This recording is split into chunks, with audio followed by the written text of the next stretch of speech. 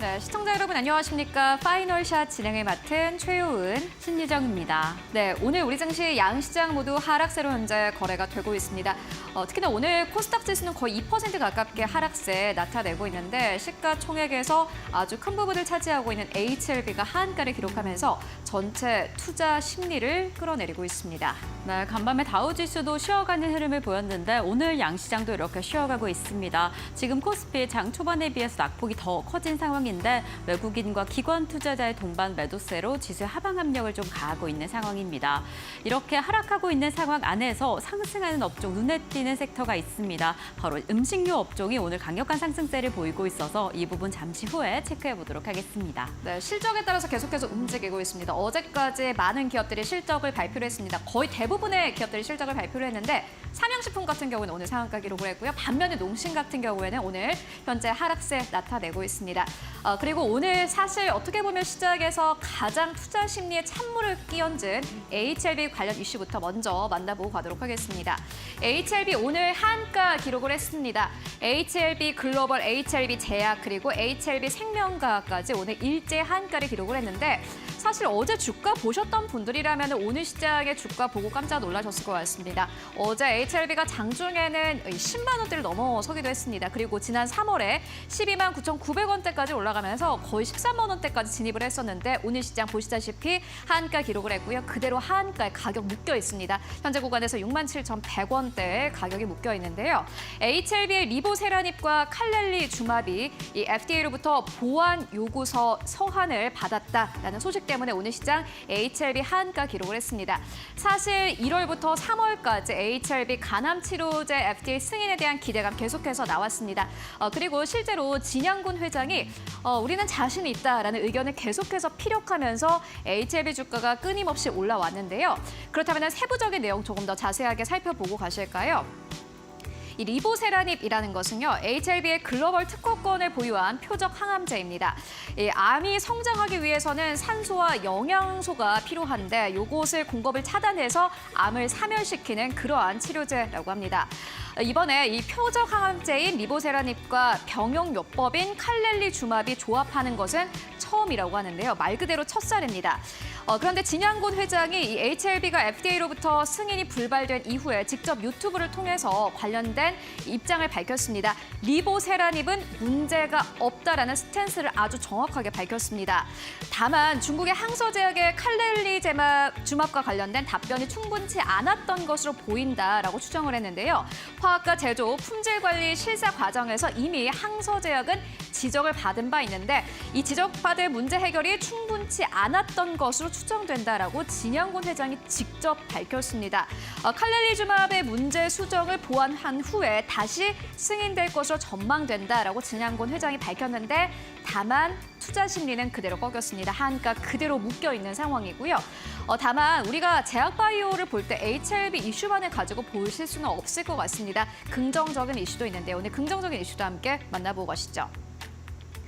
네, 미국의 신규 바이오 보안법이 15일자로 하원을 통과한 것으로 확인됐습니다. 사실 하원 통과 이후에 상원을 통과를 해야 될 테고 여러 가지 좀 절차들은 남아있지만은 그럼에도 불구하고 미국의 신규 바이오 보안법은 굉장히 긍정적이다라는 평가가 나오고 있습니다. HR 833 법안이라고도 불리는데요.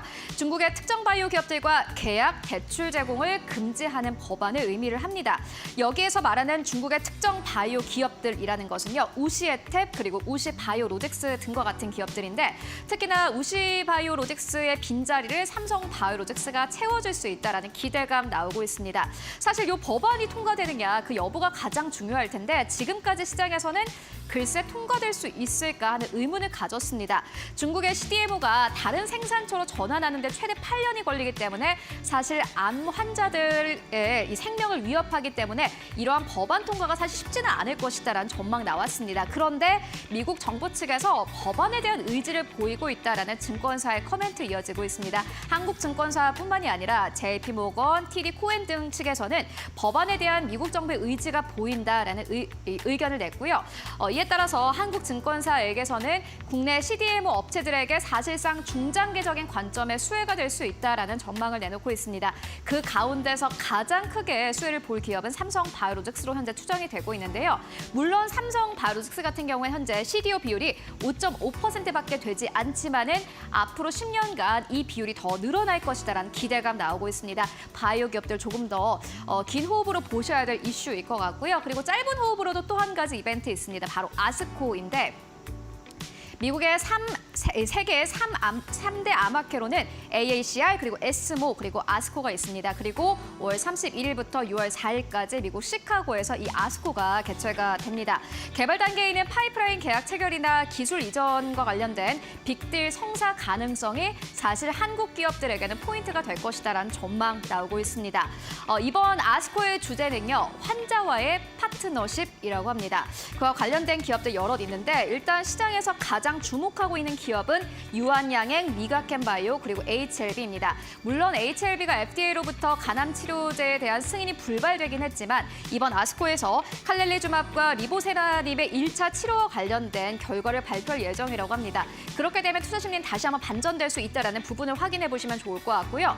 또 유한양행 같은 경우는 레이저 티닙 이 마리포사 임상과 관련된 연구 내용을 발표할 예정이라고 하고 그리고 무엇보다 외국인과 기관의 쌍끌이 매수가 들어오고 있는 리가켄 바이오 주목을 해보셔야 될 것 같습니다. 사실 최근 이 ADC 개발과 관련된 화두가 굉장히 큰 상황인데 리가켄 바이오가 ADC 개발과 관련된 연구 내용을 이번에 아스코에서 발표할 예정이라고 합니다. 이러한 바이오 이슈들 계속해서 따라가 보시면 좋을 것 같고요. 이어서 신유정 앵커와 함께 관련 식품주 이야기 함께 만나보시죠. 네, 오늘 식품주 흐름 정말 강력합니다. 삼양은 오늘 상한가를 터치를 하기도 했고 그리고 빙그레는 52주 신고가 경신을 했습니다. 지금 이 두 종목뿐만 아니라 전반적인 상승세가 강력한데 얘는 단연 실적이 뒷받침하고 있는 상황입니다. 어제까지 이렇게 식품 관련주도 실적을 공개를 했는데 지금 전반적인 호실적을 공개를 했습니다. 먼저 삼양부터 확인을 해보면 역대 분기 최대 수준의 매출을 기록을 했습니다. 이 안에서 해외 매출이 83%가량 증가를 한 건데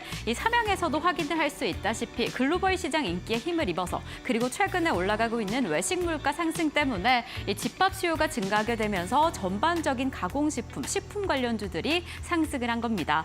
그래서 삼양식품 먼저 체크를 해보면 단연 이 삼양식품에서는 불닭볶음면을 빼놓을 수가 없을 텐데 이 불닭볶음면 인기 때문에 국내 라면 업계 1위를 차지했다, 1위 자리를 다시 빼앗았다라는 이야기를 전해드린 적이 있습니다.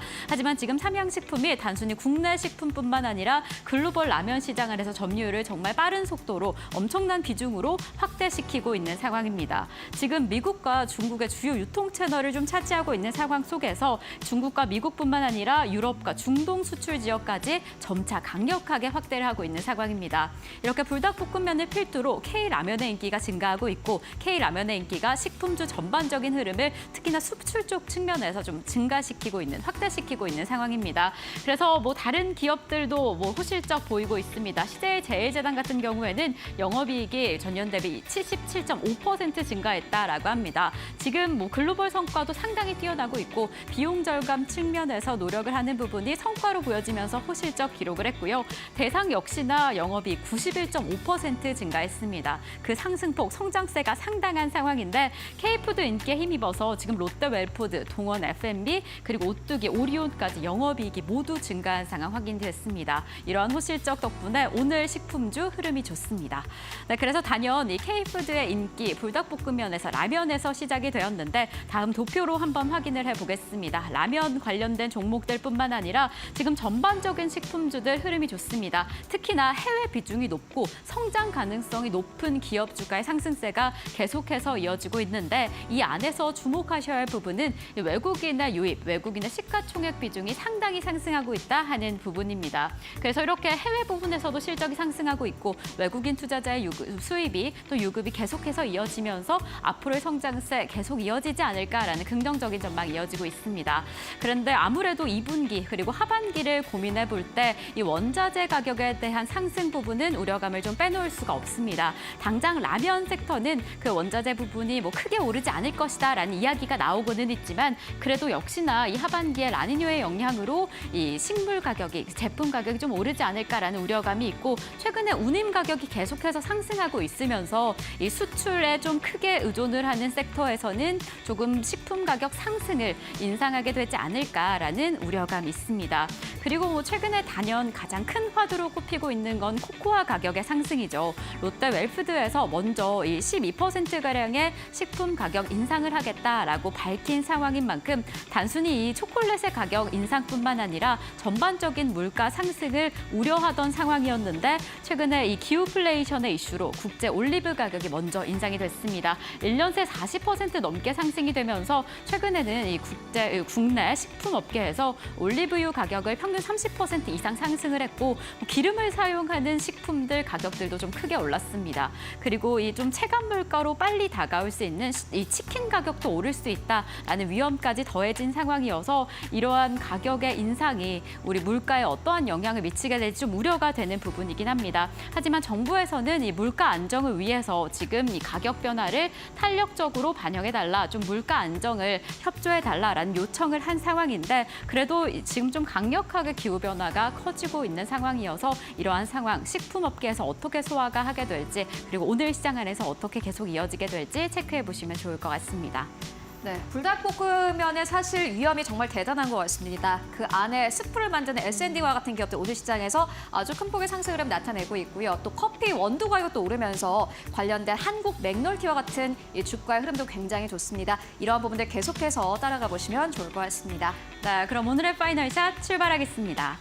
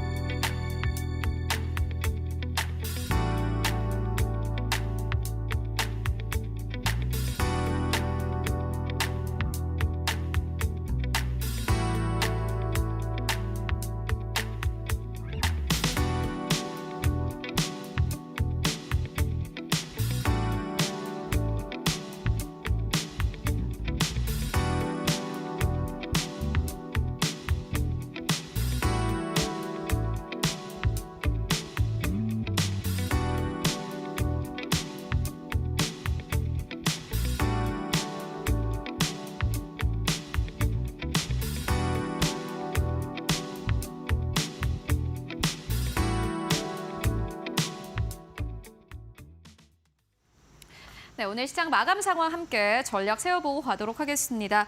오늘은 신한투자증권 부산금융센터로 가보도록 하겠습니다. 이호석 차장 연결되어 있습니다. 안녕하십니까? 네, 안녕하십니까. 이호석 차장입니다. 네, 차장님 오늘 시장 마감 상황 어떻게 보십니까? 사실 외국인 자금이 좀 이탈되는 게 좀 아쉽습니다. 네, 그렇습니다. 결국에 이제 외국인 자금이 국내 시장의 방향성을 결정한다는 점을 생각해 보면은 외국인 자금이 이탈되는 부분들이 좀 아쉽다라고 말씀을 드려야 될 것 같습니다. 그런데 외국인 자금이 왜 이탈되는지에 대한 원인도 한번 생각해 볼 필요는 있는데요. 일단 어제 미국 시장부터 좀 생각을 해봐야 될 것 같습니다. 미국 시장이 신고가를 경신한 이후에 차익 실현 매물들이 조금 나왔었거든요. 물가가 예상치에 부합을 하긴 했지만 연준 의원들이 이제 매파적인 발언을 지속을 하면서 아무래도 그 지나치게 금리에 대해서 낙관적인 분위기를 좀 경계하는 현상이 만들어졌다라고 생각하시면 될 것 같습니다. 저희가 이걸 흔히 이제 위험 회피라고 얘기를 하죠. 위험 회피 심리가 강해지면서 외국인 자금의 이탈이 나오기 시작했고요. 결국 외국인 자금이 이탈이 나온다는 것은 자연스럽게 시장을 이제 하락하도록 아랫방향으로 이제 끌어당기는 이 요소가 된다라고 생각해 주시면 될 것 같습니다. 이러한 외국인 자금을 보자라는 것은 올 연초부터 계속 이어진 내용이기 때문에 여기에 대한 관점은 변함이 없다라고 말씀을 드려야 될 것 같고요. 반대로 얘기하면 반등이 나오는 부분도 외국인 자금이 이탈되었던 자금들이 다시 한 번 더 유입될 때다라고 좀 생각을 해볼 수 있을 것 같습니다. 코스피, 코스닥 나눠보면은 이제 형태가 좀 달라지기도 하는데요. 특히 코스피 같은 경우에 음식료 업종들이 강세가 나왔습니다. 앞에서도 삼양에 대해서 불닭볶음면 관련해서 말씀을 충분히 많이 해주셨지만 오늘 보면 불닭볶음면, 김, 바나나 우유 이런 저희가 대표적으로 음식료라고 할 수 있는 K푸드라고 할 수 있는 음식들에 대한 관심들이 기대나 전망치 실적이 이제 어닝 서프라이즈가 나오기도 했었고요. 그렇게 되면서 이쪽 업종으로 수급이 몰렸습니다. 사실 음식료 업종이 그동안 이제 투자자들한테 관심에서 좀 동떨어져 있었던 섹터라는 점 생각하면은 이 부분이 굉장히 좀 의미가 있다라고 할 수가 있는데요. 결국에 음식료 업종으로 자금이 쏠린다는 것은 어딘가에서 자금이 빠져나갔다라는 얘기가 되겠죠. 그 부분들이 사실 시장을 주도하는 반도체 업종이라든지 이런 파트가 될 거라는 겁니다. 다음 주에 엔비디아 실적 발표가 이제 기다리고 있는 상황이거든요. 결국에 이러한 흐름이 계속 이어질지, 음식료 업종의 강세가 이어질지, 다시 한 번 더 반도체 업종으로 자금이 흘러갈지는 결국 다음 주에 있는 엔비디아 실적 발표에 좀 주목해볼 필요가 있다라는 부분 말씀드리겠고요. 마지막으로 코스닥 같은 경우는 HLB 영향이 가장 좀 컸을 겁니다. HLB 그룹주가 약세가 나오면서 전반적으로 좀 지수가 약세가 나오는 모습들도 보여주었었고요. 결국 이제 이런 부분들을 조금 생각한다라고 하면 시장 자체가 강하게 갈 수 있을 만한 요소는 좀 없었다는 겁니다. 그렇기 때문에 오후장 같은 경우에는 개별 모멘텀에 조금 집중해 볼 필요가 있고요. 오히려 다음 주 주말 이후를 내다보는 전략을 세우는 것이 맞다라고 생각합니다. 네, 사실 오늘 식품주의 상승을 생각을 해보자면은 다른 기업들 다 잘 가면서 식품주가 함께 잘 가는 게 아니라 오히려 다른 업종에서 빠져나온 자금들이 식품주 쪽으로 들어갔다 이렇게 의견 전해주셨습니다. 그렇다면은 오늘 시장에서 좀 보시고 계신 기업 있으실까요? 네, 오늘 보는 기업은 이제 IB김영입니다. 그 IB김영 같은 경우에 포인트를 놓고 말씀을 드리는 것은요, 결국 이제 오늘 있었던 개별 모멘텀 중에 하나인 의대 지원에 관련된 내용입니다. IB김영은 이제 대학교 편입학이라든지, 그다음에 취업과 관련된 교육, 대학생이나 성인들을 대상으로 하는 교육을 하고 있는 교육 업체고요. 이 분야에 있어서 가장 대표적인 업체가 메가MD가 될 수 있겠지만, 메가MD 같은 경우에는 오늘 장중의 변동성이 워낙 컸기 때문에 그 두 번째로 있는 포지셔닝한 이제 IB김영에 관심을 가져보자라고 말씀을 드리겠습니다. 구체적인 내용을 좀 살펴보면요. 어제 법원에서 의대 지원에 대해서 집행 정지를 했던 부분을 신청했던 것을 각하 결정을 했다라는 내용인데요. 쉽게 말해서 의대 정원을 더 늘릴 수 있다라는 겁니다. 보건복지부에서 사전에 이제 이야기했던 부분은 예전 대비했을 때 한 2,000명 정도 더 지원을 하겠다라는 이야기였었거든요. 결국에는 의대의 정원이 더 늘어난다는 것은 의대에 가기 위한 이제 교육이라든지 편입이라든지 이런 부분들이 이루어진다라는 말이기 때문에 IB김영 같은 경우에도 그 교육업체들 전반적으로 보더라도 수혜에 대한 기대감이 남아 있고요. 그리고 이런 모멘텀이 오늘 단기간에 한 번에 끝난다는 내용보다는 거듭해서 이제 논쟁이 될 내용들이기 때문에 논쟁이 된다라고 하면 시장에서 이슈에서 벗어나지 않는다라고 판단을 해서 추가적인 상승 여력이 있다는 점까지 같이 말씀드리겠습니다. 네, 알겠습니다. IB김영에 대한 투자 의견 듣고 왔습니다. 오늘도 말씀 고맙습니다. 네, 감사합니다. 네, 5월 17일 금요일 시장 오후 2시 18분 지나가고 있습니다. 오늘 양시장 모두 하락 출발을 했는데 지금 이 시점에 우리 시장 어떻게 흘러가고 있는지 지수부터 체크를 해보겠습니다. 하락 출발했던 코스피 지금 낙폭이 더 커지고 있습니다. 0.92% 하락하며 2,730선이 붕괴된 상황 2,727선 지나가고 있고요. 코스닥은 낙폭이 더 커졌습니다. 1.64% 하락하며 856선 지나가고 있습니다. 자, 그렇다면 수급 동향 어떻게 보여지고 있을까요? 코스피부터 체크를 해보겠습니다. 코스피 시장 안에서는 외국인과 기관 투자자 동반 매도세 보이고 있습니다. 어제까지 4거래일째 담아내던 외국인과 기관 투자자였는데 오늘 이렇게 매도세로 전환을 했고요. 개인 투자자는 매수세로 전환을 했습니다. 역시나 4거래일째 덜어냈는데 오늘은 강력한 매수세 보이고 있습니다. 코스닥 시장은 어떠할까요? 코스닥 시장의 수급 동향 체크를 해보겠습니다. 지금 개인과 기관 투자자는 담아내고 있습니다. 기관 투자자 오늘 1,269억 원 담아내면서 3거래일째 매수세 이어가고 있고요. 외국인은 1,209억 원의 순매도세 보이고 있는 지금 시장의 상황입니다. 네, 이렇게 지금 양시장 낙폭이 다소 커진 상황 속에서 수급 동향, 수급적인 특징은 시장을 어떻게 꾸리고 있을지 전문가님들의 수급 한마디 화면으로 먼저 만나보도록 하겠습니다.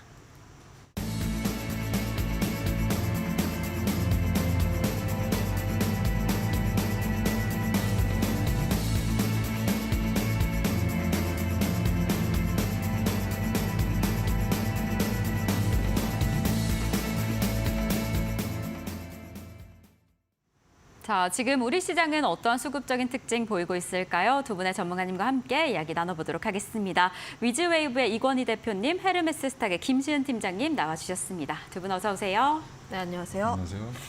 네, 드디어 금요일 시장 잘 흘러가고 있는데 모두 하락세 보이고 있습니다. 그래서 지금 수급적 특징 어떻게 보고 계신지 체크해 보려고 하는데 간밤에 다우지수도 쉬어갔고 오늘 우리 시장도 좀 쉬어가고 있습니다. 대표님 지금 수급적 특징은 어떻게 보고 계실까요? 예.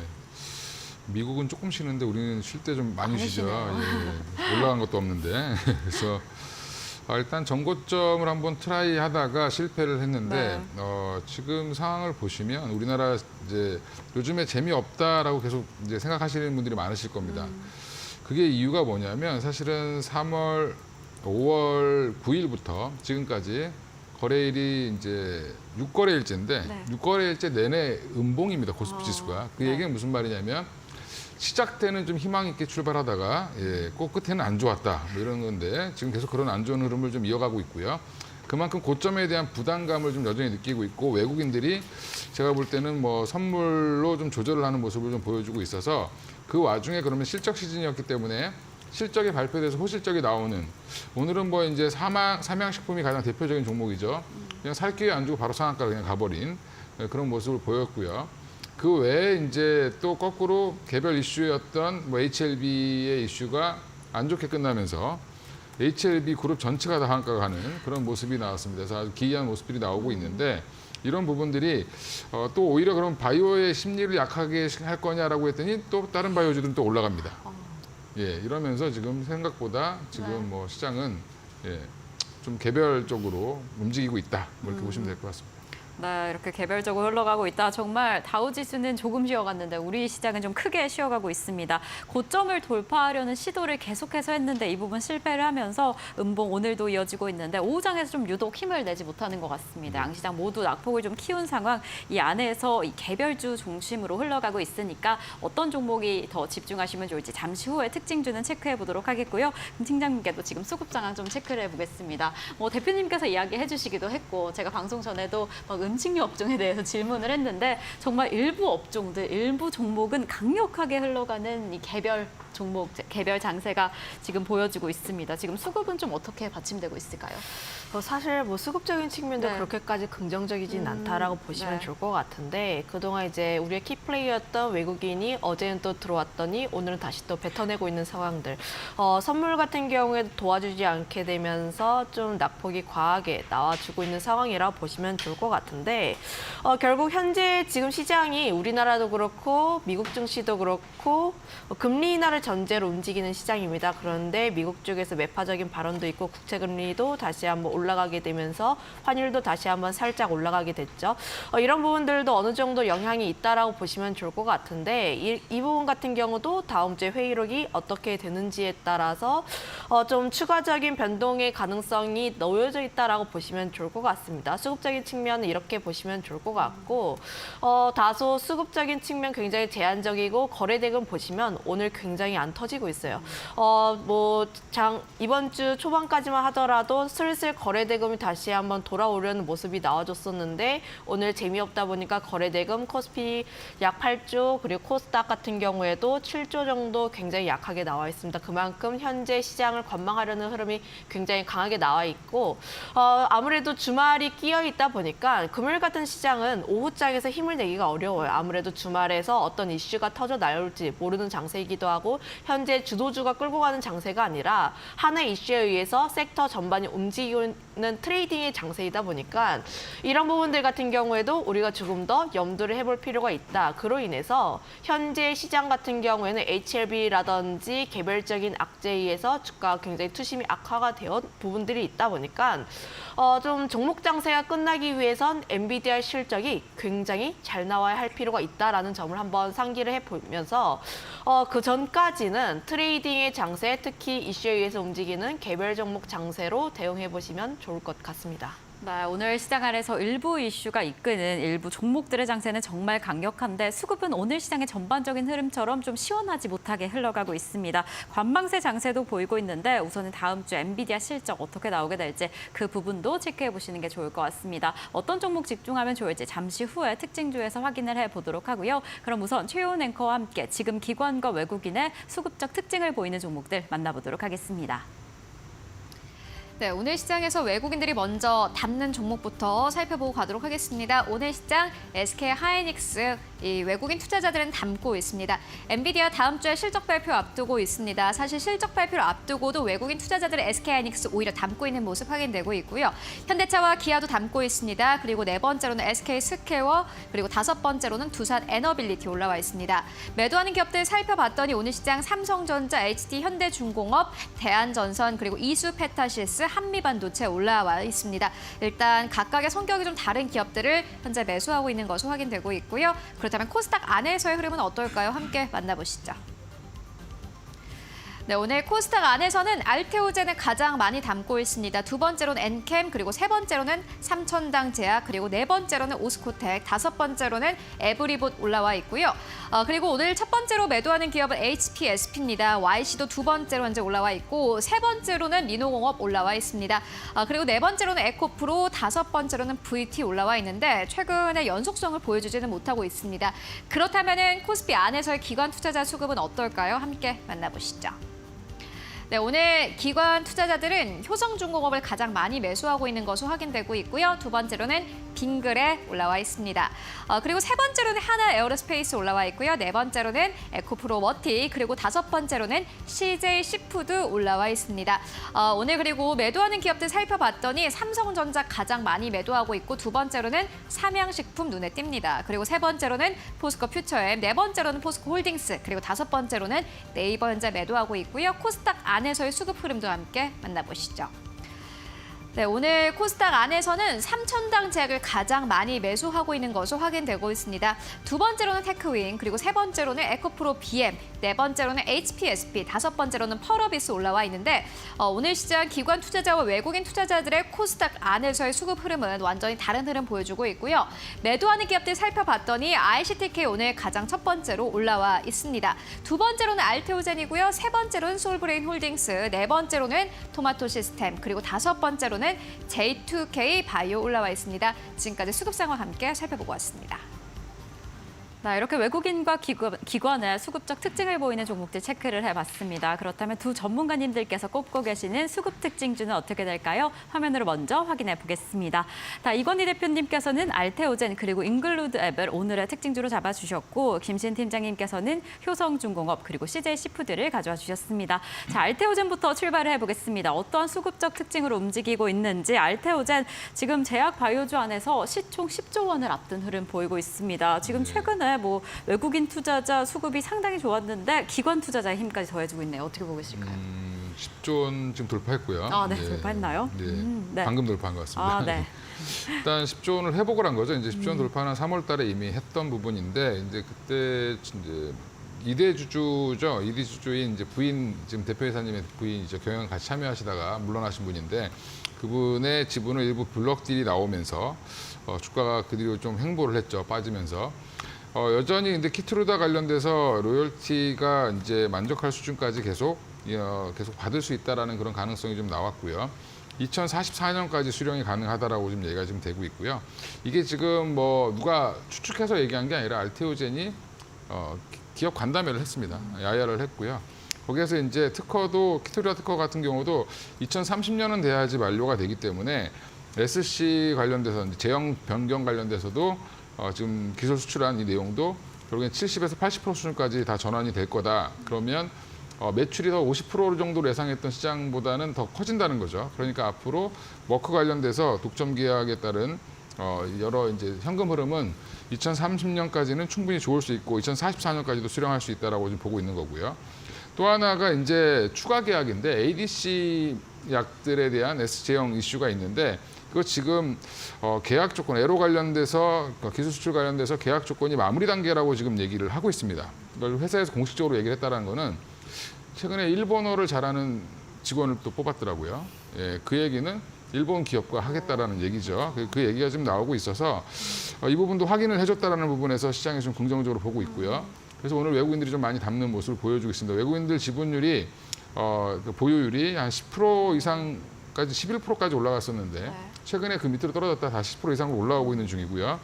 여전히 알테오젠은 제가 볼 때 전고점 돌파를 충분히 시도할 수 있는 여력이 있는 힘을 갖고 있고 HLB가 지금 안 좋으면서 아침에 좀 그것 때문에 같이 출렁였는데 HLB가 지금 시총 3위였죠. 3위였다가 지금 이제 밀려났는데 알테오젠이 조만간에 코스닥 시총 1위가 될 날도 멀지 않았다라고 생각하시고 대응하셔도 괜찮을 것 같습니다.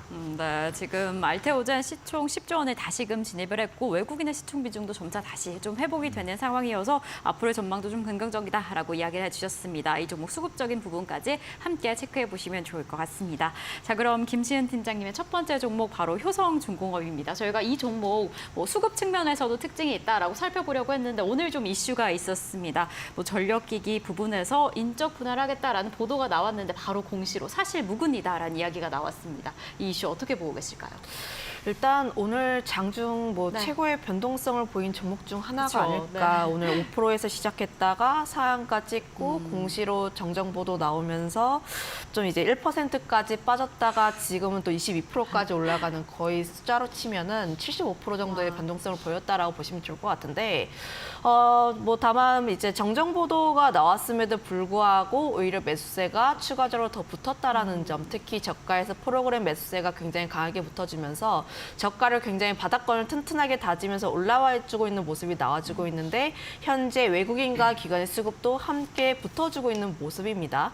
효성중공업이 이제 원래 이제 인적 분할을 하겠다라고 했던 배경이라든지 내용들을 살펴보면은 효성중공업의 사업이 건설과 중공업이라 보시면 좋을 것 같은데 다만 현재 건설주들 주가가 안 좋죠. 부동산 PF 관련했을 때 리스크로 인해서 좀 효성중공업도 어느 정도 타격이 있다, 리스크가 있다라고 해서 다른 변압기 관련 종목군들 대비했을 때 주가가 살짝 더디게 올라가는 모습들을 보였습니다.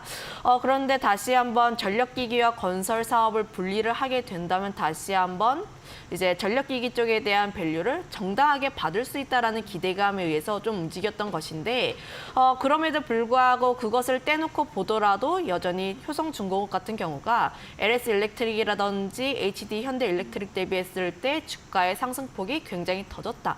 실제로 HD 현대일렉트릭 대비했을 때 저평가가 된 게 맞고요. 실제 수치라든지 앞으로의 성장률을 보게 되었을 때 추가적으로 성장할 가능성이 굉장히 높게 열려 있습니다. 그동안 이제 변압기 관련했을 때 너무 많이 오르긴 했어요. 실제로 작년부터 오르게 되면서 굉장히 많이 오른 것은 사실이긴 하지만 전 세계 전력기기 관련 종목군들 여전히 고가 달리고 있고 성장에 대한 기대감도 남아 있습니다. 그동안 사이클이 약 9년이라고 보시면 좋을 것 같은데 아직까지 그 사이클 2년, 3년밖에 지나지 않았기 때문에 앞으로 남은 기간도 기대를 해볼 수밖에 없고 거기다가 AI라든지 데이터 센터 같은 신규 수요도 함께 기대해 볼 수가 있기 때문에 여기에 그 스토리를 더하게 된다면 저는 효성중공업 같은 경우에도 현재 주가 굉장히 나쁘지 않다라고 보여지고 있고요. 물론 오늘 장중에 큰 변동성을 나왔기 때문에 약간 쉬어가는 흐름들이 나와줄 수는 있지만 그럼에도 불구하고 여전히 매력적인 종목이라고 보시면 좋을 것 같습니다. 네, 효성중공업 오늘 정말 좀 심각한 변동성이 있었던 종목인데 인적 분할 사실이 사실 무근이다라는 이야기가 나왔음에도 공시가 나왔음에도 상승한 건 지금 이 위치가 다른 전력기기 종목에 비해서 좀 매력적인 좀 여전히 상승할 여력이 충분한 종목이 아닐까라는 생각이 듭니다. 이 종목 어떻게 움직일지 수급적인 이슈까지 함께 체크해 보시면 좋을 것 같습니다. 자, 그럼 이건희 대표님의 두 번째 종목 인그루드 랩으로 넘어가 보겠습니다. 화장품 관련주 가운데 ODM 관련주인데 요즘에 트렌드다라고 할 수 있는 선케어 이슈로 좀 꼽히고 네. 있다라고 보면 될까요? 네. 제가 지속적으로 말씀을 드리고 있는데 네, 그렇죠. 일단 코스메카 코리아가 이제 44.08%를 갖고 있는 최대 주주고요. 그래서 이제 미국에 있는 회사이기 때문에 사실은 이제 우리나라에도 공장을 일부 갖고 있긴 하지만 주력은 이제 미국에 진출되어 있는 기업이고 이걸 인수했기 때문에 뉴욕 맨하탄에서 한 30분 거리에 차로 공장을 갖고 있습니다. 네, 그 공장 가동률 아직까지 50%도 안 되는 30% 정도 유지하고 있다라고 하는데 지금 그쪽에서 기대하고 있는 거는 우리나라가 지금 최근에 중국 관련된 이슈로 조금 얘기가 화장품이 나오고 있지만 여전히 작년을 생각해 보시면 화장품주들이 고공행진을 했던 이유는 미국 시장에서의 판매 호조였습니다. 거기에 이제 중심에 있던 회사가 코스메카 코리아와 인그루드 랩이었는데 잉그로드 랩이 지금 미국 시장에서 추가로 성장할 수 있는 부분, 뭐 기초 화장품이라든지 색조 화장품 여전히 잘 팔고 있는 상황에서 추가로 성장할 수 있는 모멘텀은 여전히 선케어로 지금 보고 있는 것 같고요. 그러니까 한마디로 이제 선크림인데 그 서양 사람들 보면 김이 죽은 게 굉장히 많죠. 예, 잘 안 바릅니다, 선크림 같은 거. 예, 호주에 가보신 분들 아시겠지만 다 그냥 까맣게 탔습니다, 사람들이 빨갛게. 예, 근데 이제 이런 분들이 이제 선크림을 발라야 된다. 이게 잘못하면 피부암 걸릴 수 있구나 이런 얘기들이 이제 나오고 있고요. 그리고 최근에 이제 기후 변화 때문에 태양이 더 강해졌는지 자외선 지수가 높아지면서 이런 거에 대한 인식의 변화가 이제 반영되기 시작하는 본격적인 해가 되지 않겠냐라고 지금 얘기가 나오고 있고요. 이런 보고서가 그냥 애널리스트 한 명의 추측, 저의 추측이 아니라 미국에 있는 화장품 관련 트렌드를 분석하는 회사가 이 보고서를 냈다는 데 의의를 두시면 될 것 같고, 그거를 받아서 지금 잉그로드 랩을 이제 팔로우하는 애널리스트가 이제 이런 얘기를 한 거죠. 제가 이제 소개를 시켜드리는 거고, 결국에는 이거를 이제 왜 그러면 미국에 다 파는 거 아니냐, 선크림 너무 흔한 거기 때문에 우리나라에서. 네, 미국은 근데 이게 의약품으로 돼 있습니다. OTC로 돼 있어서 허가를 안 받으면, 특히 FDA 승인을 못 받으면 못 팝니다.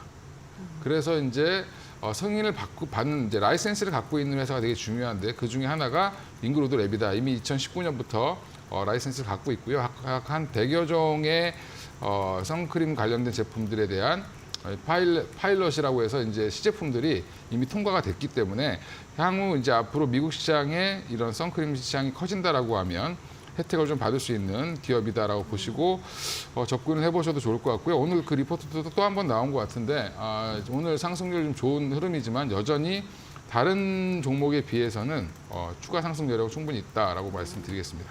네, 그래서 이광인 대표님께서 잉그로드 랩을 잡아주셨습니다. 화장품 시장이 뭐 중국 시장도 그렇겠지만 미국 시장에서 확장될 때 그 힘을 발휘할 때 성장세가 좀 상당한 것으로 보여지는데, 미국 시장 안에서 최근에 선케어에 대한 관심이 늘어나고 특히나 또 K-팝 스타들의 피부의 비결이 어떻게 되냐라는 의문을 가졌을 때 선크림을 열심히 바르고 이 스킨케어를 잘하는 것이다라고 나오면서 이 K 화장품에 대한 인기가 늘어나고 있는 것 같습니다. 그 힘을 뒤에 받아서 잉그로드 랩도 계속 성장하지 않을까, 성장세가 좀 상당하지 않을까라는 기대감이 보여지고 있어서 이 종목도 체크해 보시면 좋을 것 같습니다. 자, 그럼 팀장님의 두 번째 종목 역시나 또 음식 업계 잡아주셨습니다. 뭐 외국인 관광객들이 가장 많이 사가는 제품 중에 하나가 김이다라고 하는데, 이 김의 힘을 받은 종목이 아닐까 싶습니다. 오늘 어제에 이어서 외국인과 기관 투자자까지 붙어주고 있는데 어떻게 보고 계실까요? CJ 시푸드. 일단 네. 뭐 김을 제쳐놓고 음식료 네. 업종 전반에 대한 흐름을 보게 되었을 때 좀 삼양식품에 대해서 좀 언급을 할 수밖에 없을 것 같아요. 네. 아무래도 오늘 같은 경우가 영업이익이 예상치 대비했을 때 2배 좀 넘게 나와주게 되면서 점상을 갔는데, 그러면 뭐 약간의 흐름들은 실리콘투처럼 다음 날까지 강하게 움직일 가능성이 높습니다. 그거에 따라서 CJ 시푸드도 다음 날까지 움직일 가능성이 굉장히 크다라고 보여지고 있고, 특히 오늘 수급적인 주체를 보게 되었을 때 기관 투자자들 쪽에서의 매수세, 특히 투신 같은 경우가 좀 단기적인 성향이 굉장히 강한 쪽이에요. 그런데 투신 쪽에서의 강한 매수세가 들어왔다 보니까 이들 쪽에서의 수급 이탈이 좀 강하게 나왔을 때에 대해서도 우리가 조금 더 주의를 할 필요가 있지 않을까라는 의견을 우선적으로 말씀드려보도록 하겠고, 아무래도 실적 기반으로 좀 움직이는 쪽입니다. 그동안 음식료 섹터가 경기 방어주 좀 재미가 없는 섹터였는데, 최근 들어서는 내수보다 수출 위주로의 성장이 계속해서 나와주고 있는 편이라고 보시면 좋을 것 같고, 시푸드 같은 경우를 보게 되었을 때 1분기 실적도 굉장히 잘 나왔어요. 매출과 영업이익과 당기순이익이 굉장히 좀 전년 동기 대비했을 때 크게 개선이 되었는데, 영업이익이 13억 정도 나왔는데 전년 대비했을 때 10,000%가 증가한 흐름들을 보여줬고, 당기순이익도 흑자 전환을 했습니다.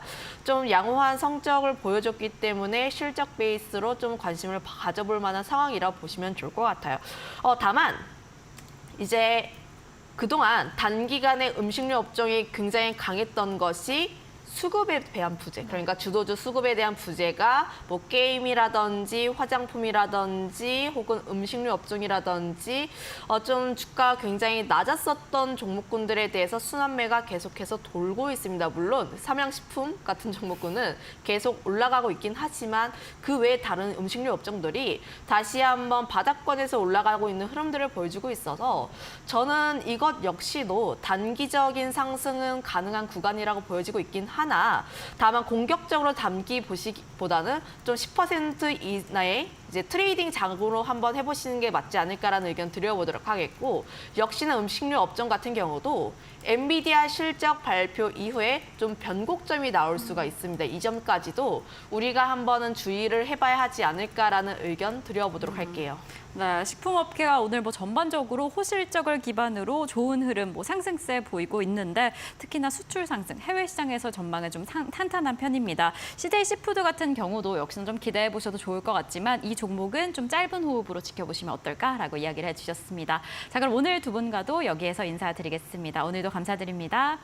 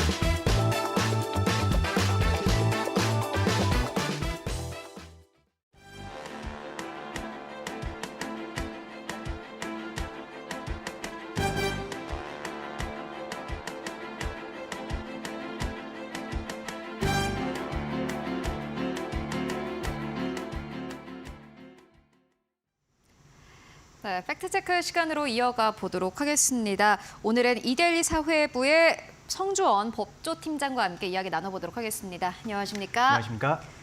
네, 오늘 의대 정원이 여러 가지 이야기 나눠볼 텐데요. 정부의 의대 증원 계획과 관련된 이야기 나눠보도록 하겠습니다.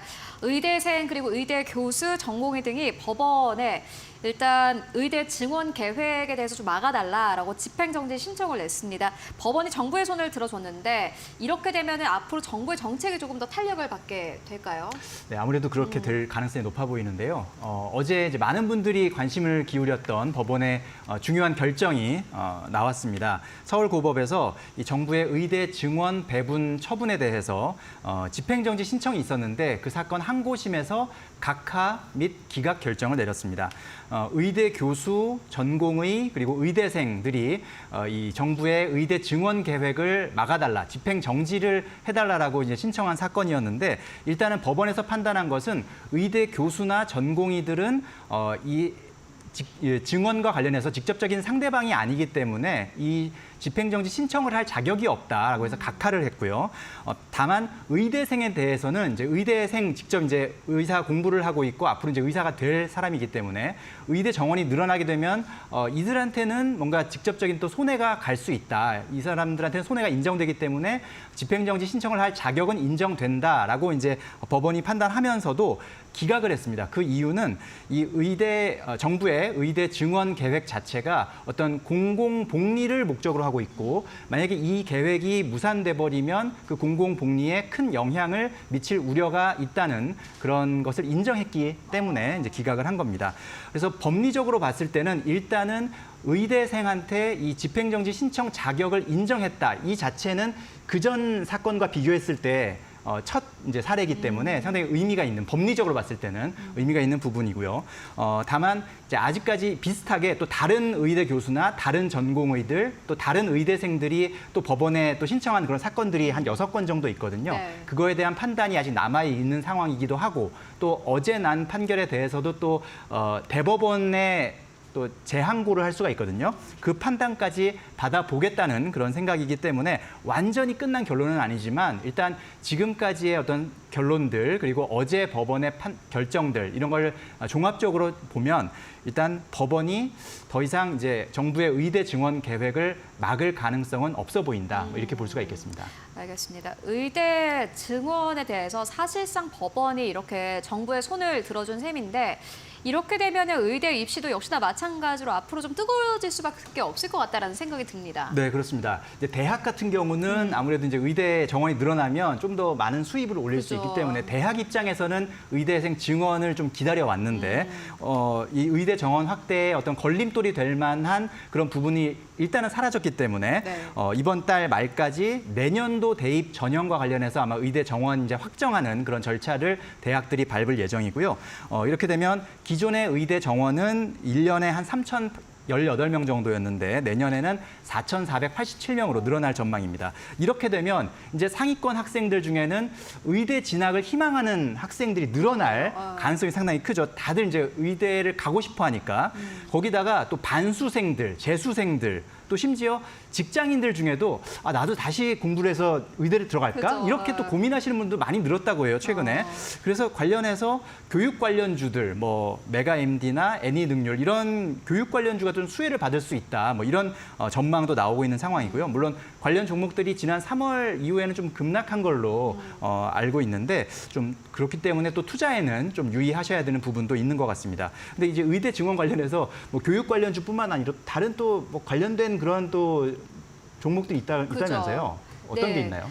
사실 요런 거 관련해서는 뭐 최근 들어서 원격 의료라든지 이런 것들 좀 강하지 않습니까? 그렇기 때문에 사실 제도화에 대한 좀 기대감도 큰 것 같은데 그런 부분들을 어떻게 보세요? 사실 실제로 진짜 이제 뭔가 의료계 개혁이 있을 것 같다라는 생각도 들거든요. 네, 앞으로 아무래도 이제 의대 정원이 늘어나고 하게 되면 뭐 의료 산업이 더 뭐 발전할 것이다, 그죠. 또 시장이 커질 것이다, 뭐 이런 전망들이 있는데 물론 이제 그게 얼마나 빠른 시간에 이제 현실화될지는 또 그죠. 다른 문제이기 때문에 네. 좀 지켜봐야 될 문제이긴 합니다만 앞으로 이제 뭐 방향성 자체는 뭐 그렇게 보는 전망들이 꽤 있다, 뭐 이렇게 볼 수가 있을 것 같습니다.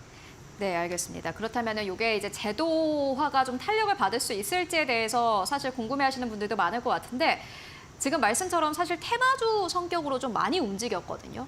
좀 제도화가 탄력을 받을 수 있을까요? 어떻게 보십니까? 네, 일단은 뭐 이제 어제 결과를 봤을 때 네. 법원이 뭐 정부의 의대 증원 계획이 문제가 있다, 이제 하지 마라 이렇게 할 가능성은 이제 거의 없다고, 거의 네. 희박하다고 볼 수가 있거든요. 네. 다만 지난 2월부터 지금 석 달 넘게 의정 갈등이 이어져 오고 있는데 이 갈등은 당분간은 좀 계속되지 않을까 이렇게 예상이 되고요. 네. 결과적으로 결과를 놓고 보면 의료계와 정부가 이렇게 서로 힘겨루기를 하는 사이에 결국 우리 국민들이 조금 피해를 본 건 아닌가. 환자분들, 급하게 진료를 받으셔야 되는 분들이 좀 많은 불편을 겪으셨던 부분이 조금 또 씁쓸한 부분이라고 말씀드릴 수가 있겠습니다. 알겠습니다. 최근에 의대 이슈와 관련해서 뭐 입시 관련 종목들 그리고 비대면 의료 관련 종목들이 상승 흐름을 보였습니다. 그런데 실질적으로 이제는 어떻게 보면은 뭐 현실화되는 것 같고요. 그렇기 때문에 관련된 종목들을 잘 체크 체크해 보시는 게 중요하겠지만은 사실상 테마성 이슈와 함께 엮이면서 좀 가고 있기 때문에 이런 부분들까지 함께 확인을 해보시면 좋을 것 같습니다. 이어서 다음 이슈로 넘어가 보도록 하겠습니다. 지난 3월에요. 이 효성의 조성래 명예회장이 별세를 했습니다. 그리고 이후에 경영권 승계라든지 상속 문제가 맞물리면서 어떻게 좀 정리가 될까 많은 분들의 관심사이기도 했습니다. 최근에 또 유언장이 공개가 됐다고 하는데 어떠한 내용이 담겼습니까? 네, 조성래 명예회장이 작고하기 전에 작성해 놨던 유언장이 최근에 공개가 됐는데요. 지난해에 변호사 입회 하에 그 유언장이 작성된 것으로 전해지고 있습니다. 유언장의 내용을 대략적인 내용을 살펴보면 일단 고인이 세 아들들에게 형제 간의 우애와 가족의 화합을 좀 당부한 한 내용이 주요 내용이고요. 사실 왜냐하면 이 삼형제가 사실 서로 상당히 좀 원수처럼 지내온 게 사실입니다. 특히 첫째와 둘째 같은 경우는 10년 전부터 서로 뭐 고소 고발도 하면서 싸우면서 이제 둘째가 중간에 이제 회사 경영에서 손을 떼고 거의 의절한 상태로 지내온 상황인데 그렇기 때문에 아버지 입장에서는 이제 세상을 떠나기 전에 이 자식들 간 앞으로 또 싸울 것들이 좀 걱정이 되잖아요. 그렇죠. 아무래도 왜냐하면 상속 재산이 또 있기 때문에 그 재산을 놓고 다툴 가능성이 크기 때문에 그런 부분을 가장 염려한 것 같고요. 그래서 유언장에서도 둘째에게도 그러니까 세 아들 중에 둘째가 거의 이제 의절한 것처럼 따로 지냈지만 그래도 둘째에게도 법적으로 인정되는 최소 상속분보다는 조금 많은 재산을 좀 줘라. 이런 내용이 좀 담긴 것으로 전해지고 있습니다. 이 바로 최소 상속분을 법정 용어로 유류분이라고 하는데 만약에 이제 유언장이 없었으면 법적 상속분이 또 정해져 있는 부분이 있는데 이제 그 법적으로 정해져 있는 상속분의 최소 절반까지는 다른 유언 내용이 있더라도 내가 인정을 받을 수 있는 겁니다. 내가 주장을 하면. 그러니까 아버지가 나한테는 한 푼도 안 물려주겠다고 해도 내가 아들이기 때문에 받을 수 있는 법적으로 최소한의 이제 그 보장되는 부분이 있는데 바로 그게 이제 유류분이죠. 그래서 그렇게 따지면 둘째 아들도 고인의 재산 가운데 적어도 9분의 1 정도, 그러니까 한 11% 정도죠. 9분의 1 정도에 대해서는 요구할 권리가 있는 그런 상황입니다. 유언장은 사실 이렇게 이번 주에 공개가 됐는데 그런데 지난주에 또 차남이 유류분 반환 청구 소송을 준비 중이다라는 뉴스도 있었습니다. 이 내용은 어떤 내용입니까?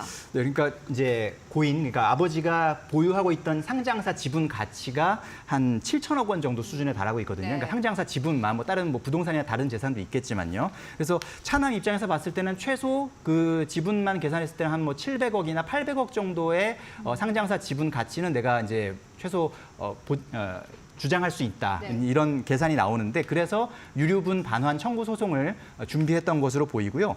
그 와중에 준비하고 있다는 소식이 전해지는 와중에 이제 고인의 유언장이 공개가 된 겁니다. 근데 이제 차남 입장에서는 이 유언장 내용에서 유류분보다 조금 많은 정도의 재산을 주는 것 정도가 전해진 거니까 조금 기분 나쁠 수가 있겠죠. 왜냐하면 만약에 이 유언장이 없다면 혹은 이 유언장의 효력이 인정되지 않는다면 내가 그거보다 더 많은 법적 상속 지분을 받을 수가 있는데 그렇게 지금 9분의 2 정도를 받을 수가 있거든요. 만약에 유언장이 없다면. 근데 유언장이 있고 거기에 내가 조금 부족한 최소 보장되는 유류분 좀 지금 사실 어려운 내용이긴 한데 유언장이 있어서 내가 최소한으로 보장되는 부분은 9분의 1 정도밖에 안 되니까 차남 입장에서는 이 유언장에 조금 의심할 수밖에 없는 그런 상황이라고 볼 수가 있겠고 더구나 둘째 아들은 미국 변호사입니다. 미국 변호사이기 때문에 일단은 법률적인 지식을 좀 갖추고 있기 때문에 조금 더 이 유언장에 대해서 좀 의심하고 있는 그런 상황이라고 볼 수가 있겠습니다. 원래는 9분의 2 정도를 받을 수 있었는데 이번 유언장으로 인해서 9분의 1 정도를 받을 수 있게 된 거니까. 그렇죠. 정확한 유언장의 내용은 공개되지 않았지만 대충 그렇게 이제 추정을 해볼 수가 있는 상황입니다. 알겠습니다. 그런데 이제 유류분 관련해서는 얼마 전에 헌법재판소가 위헌으로 결정했다라는 소식도 있었습니다. 그렇다면은 효성 케이스에는 적용이 안 되는 걸까요?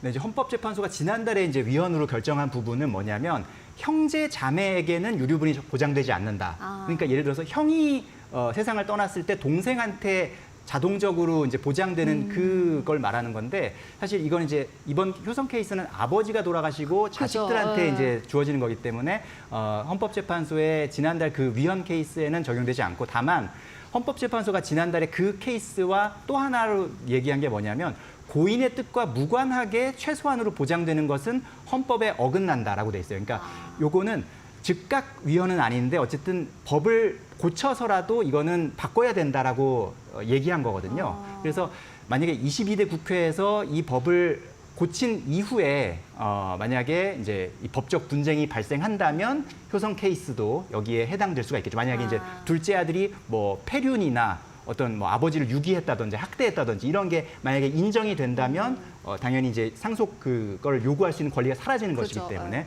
이제 그런 부분들이 앞으로 뭐 쟁점이 될 수 있는데 현재는 아직 법이 개정되지는 않았기 때문에 아직까지는 효성 케이스에는 적용되지 않겠다라고 볼 수가 있겠습니다. 네, 어쨌든 간에 결론적으로는 경영권과 관련해서 반전이 없을 것으로 보입니다. 그렇기 때문에 사실상 주가와는 크게 연결이 되지 않을 것 같다라는 생각이 듭니다.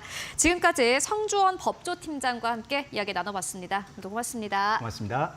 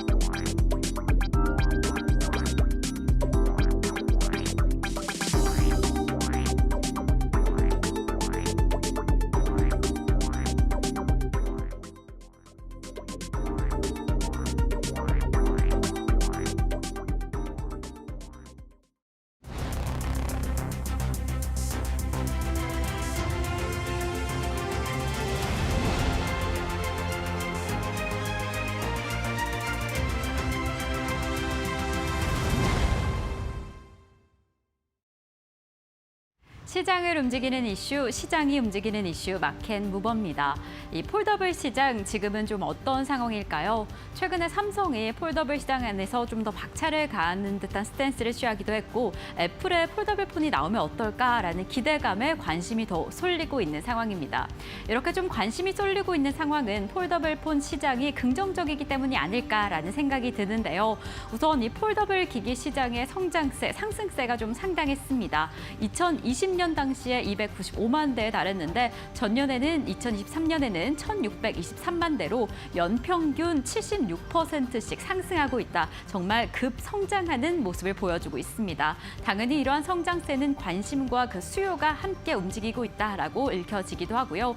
그리고 최근에는 이 하드웨어에 대한 성장도가 좀 탄탄합니다. 사실 기존의 이용자들은 이 폴더블 폰이 좀 무겁고 아니면 너무 두꺼워서 사용하기 좀 그렇다라는 측면에서 사용을 꺼리고 있었는데 최근에 기술이 발전함에 따라서 이 가벼워지고 더 얇아지는 하드웨어가 출시가 되고 있습니다. 최근에 중국의 스마트워치 북타입의 폴더블 무게는 245g 이하로 떨어지면서 그렇다면 이 아이폰 15 프로맥스 수준과 비슷하지 않을까, 정말 기술력이 상당히 올라왔구나를 확인을 할 수 있었습니다. 이러한 상황에 더해서 성장 가능성을 좀 높게 보고 있습니다. 지난해 1,830만 대가 팔렸는데 이제 2027년에는 7천만 대가량 팔리지 않을까, 이 전체 시장 안에서 5%는 차지하지 않을까라는 긍정적인 전망으로 이 폴더블 폰 시장을 더 긍정적으로 보고 있는 상황입니다. 지금 이러한 시장 안에서 글로벌 점유율이 어떠한지 도표로 좀 체크를 해보겠습니다. 당연히 이 글로벌 시장 안에서는 삼성이 가장 큰 점유율을 차지하고 있습니다. 가장 큰 점유율을 차지하고 있고 올해도 그럴 것이다라고 예측이 되고는 있는데 그 점유율이 좀 현저히 줄어들고 있습니다. 중국 시장 안에서 경쟁도 좀 늘어나고 있고 그런 상황 속에서 이 삼성전자도 그래서 이 폴더블 폰 출시에 대한 일정을 좀 앞당긴 상황입니다. 7월에 이 파리에서 언팩 행사가 열릴 예정인데 이 갤럭시 Z 플립 6 출시 일정을 이에 맞춰서 좀 앞당긴 상황이고요. 그리고 이 안에서 보급형 폴더블 폰도 출시할 예정이다라고 밝히면서 이 경쟁력을 더 부각하기 위해서 노력을 하고 있는 듯한 모습입니다. 그리고 드디어 애플이 움직이기 시작했다. 폴더블 폰 안에서 애플은 어떠한 움직임을 보일까라는 않을까라는 부분이 최근에 가장 이슈입니다. 사실 애플이 지난해까지 2023년 말까지만 해도 이 폴더블 폰 시장에 대해서 좀 유보적인 입장을 보였는데 올해는 좀 다를 것으로 보입니다.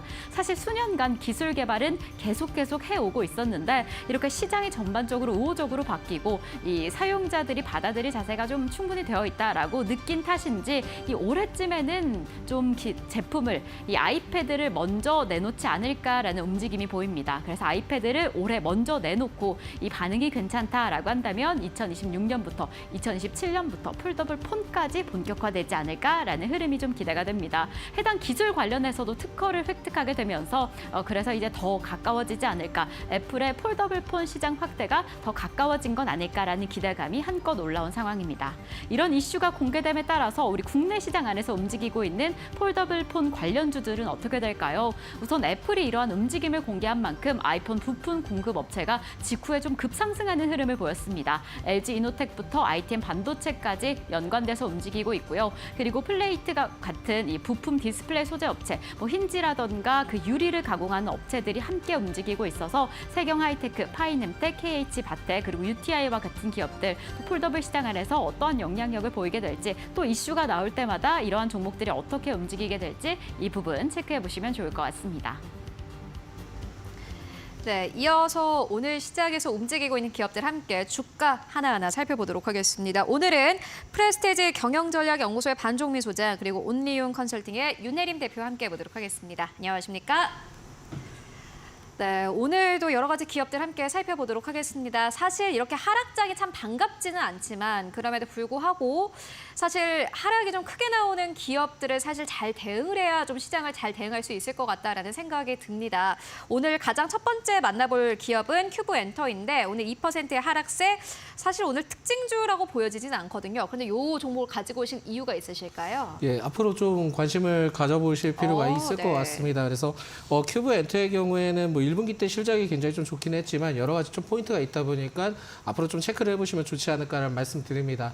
특히 이제 큐브엔터의 경우에는 뭐 여자 아이들이라고 있습니다. 그래서 아티스트에 굉장히 좀 부각받고 있는데 이러한 엔터테인먼트 회사긴 하지만은 최대 주주가 그 뷰티 회사 중에 이제 VT라고 있습니다. 네. 그러다 보니까 VT가 한 큐브엔터의 37%를 좀 보유를 하고 있기 때문에 여기에 따른 시너지 효과에 대한 부분들도 같이 좀 체크를 해보시는 게 좋지 않을까 말씀드리겠고, 1분기에 대한 실적에 대해서는 전년 동기 대비 영업이익이 510% 증가를 했습니다. 그러면서 역대급 그 실적을 좀 기록을 했는데 여기서 좀 살펴보니까는 주요 컴백이 없었던 흐름들에 대비해 굉장히 좀 어느 정도는 흐름들이 좋았다라고 보실 수 있을 것 같고, 결국은 이제 여자 아이들로부터 좀 어느 정도 영향을 받았던 것으로 판단이 되는데, 개인적으로는 이게 이제 여자 아이들에 대한 성공에 따른 그 흐름들보다는 오히려 기존에 한 음원이 있습니다. 그게 나는 아픈 건 딱 질색이니까라는 곡이 있는데 이게 역주행을 하면서 긍정적인 역할을 좀 한 것으로 좀 전망이 되고 있기 때문에 이 그 흐름들이 계속 좀 지속될 것으로 전망이 되고 있고요. 게다가 그 나우어 데이즈라고 해서 8년 만에 남자 아이들이 데뷔를 한 것이 있기 때문에 여기에 따른 나중에 그 공연 수익에 따른 그 포함도 될 수 있지 않을까라고 보고 있습니다. 그리고 결국은 여자 아이들 때문에 굉장히 좀 히트를 치고 있다 보시면 될 것 같고요. 근데 계약 기간 얼마 안 남지 않았나요? 제가 알기로는 계약 기간이 내년 한 중순 정도 재계약에 대한 논의가 나올 예정입니다. 그러다 보니까 이 점을 좀 체크를 하셔야 될 것 같고, 개인적인 생각을 봤을 때는 좀 계약이 좀 어느 정도 재계약될 가능성이 있다라는 얘기들이 들리긴 하지만은 아직까지 좀 더 시간을 지켜봐야 된다라는 말씀 드립니다. 동사의 경우에는 추가적으로 이러한 엔터 사업만 하고 있는 것은 아니고요. 코스메틱 사업도 좀 별도로 영위를 하고 있습니다. 근데 관련된 유통 사업에 대해서 확인을 해보니까 전년 동기 대비 매출이 70% 이상 증가를 했기 때문에 결국은 이 큐브엔터는 아티스트, 엔터적인 요소들뿐만이 아니라 코스메틱 사업부도 같이 좀 체크를 해서 보셔야 될 것 같다라는 말씀 드립니다. 동사의 경우에는 공연 등의 2분기에 대한 실적이 기대감이 계속 좀 유효할 것으로 전망이 됐는데 지금 1분기 때 실적이 워낙 좋았기 나왔기 때문에 전 분기 대비보다는 그렇게 늘어나지 않을 가능성도 체크를 해야 되겠지만 전년 동기 대비보다는 굉장히 좀 증가를 할 수 있다는 점도 긍정적으로 좀 체크를 하고 보시면 좋을 것 같습니다. 왜냐하면은 일단 지금 2분기에 대해서 실적이 그래도 기대될 수 있는 게 뭐냐면 여자 아이들이 세 번째 월드 투어를 좀 개최를 하고 전 세계 14개 도시에서 이제 공연을 한다라고 했기 때문에 지금 뭐 축제 시즌이고 뭐 여러 가지 포함이 됐을 때는 2분기 때 실적을 그래도 기대를 해볼 수 있지 않을까라는 말씀 드리겠고요. 최근 1분기에 엔터 실적이 굉장히 좀 좋지 못했습니다. 그래서 이 큐브 엔터만 좀 집중을 해서 보실 게 아니라 JYP 엔터의 경우에는 저는 깜짝 놀랐던 게 어느 한 증권사 보고서 리포트에 따르면 전망치가 굉장히 좀 하회를 하면서 주가가 좀 폭락을 했거든요. 그렇지만은 1분기가 비수기였던 상황들을 봤을 때는 오히려 지금은 엔터주의 경우에는 그죠. 매수 관점으로도 보실 필요가 있지 않나라는 말씀드립니다. 그래서 그 큐브 엔터도 좋기는 하고 JYP 엔터 그리고 SM도 괜찮긴 한데 일단 하이브는 좀 어느 정도 노이즈가 좀 줄어든 다음에 다시 접근해도 늦진 않을 것 같다라는 말씀드리겠고요. YG 엔터의 경우에는 추가적으로 체크를 해야 될 게 올해 아마 그 양현석 CP가 42,000원인가 3,000원 정도 때 한 대규모 그 장내 매수를 했던 것으로 진행이 되고 있기 때문에 만약에 그 가격보다 아래라면 매수 관점으로도 유효하다라는 말씀드립니다.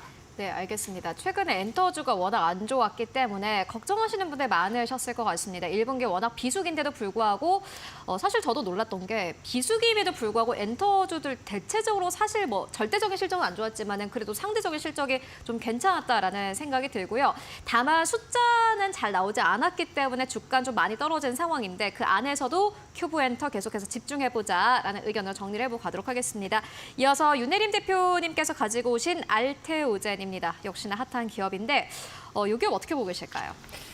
지금 사실 이제 제약바이오가 다시 지금 전반적으로 이런 금리 인하에 대한 기대감이 생겼다가 다시 또 늦춰졌다가 지금 이 장세의 반복이다 보니까 아무래도 이제 제약바이오 섹터가 이 금리의 영향을 많이 받기 때문에 상승을 하려다가 다시 또 조정이 나오고 그래서 이제 다시 또 좋은 흐름을 보이려고 하는데 이제 오늘 H1B 이슈로 좀 이제 시간이 좀 길어지겠다 그죠. 이런 생각이 들기는 하더라고요. 근데 그 중에서도 좀 주가의 흐름이 좋아서 내가 만일 제약바이오를 보신다라고 하면은 알테오잔을 같이 보시는 게 좋을 것 같아서 말씀을 드리려고 합니다.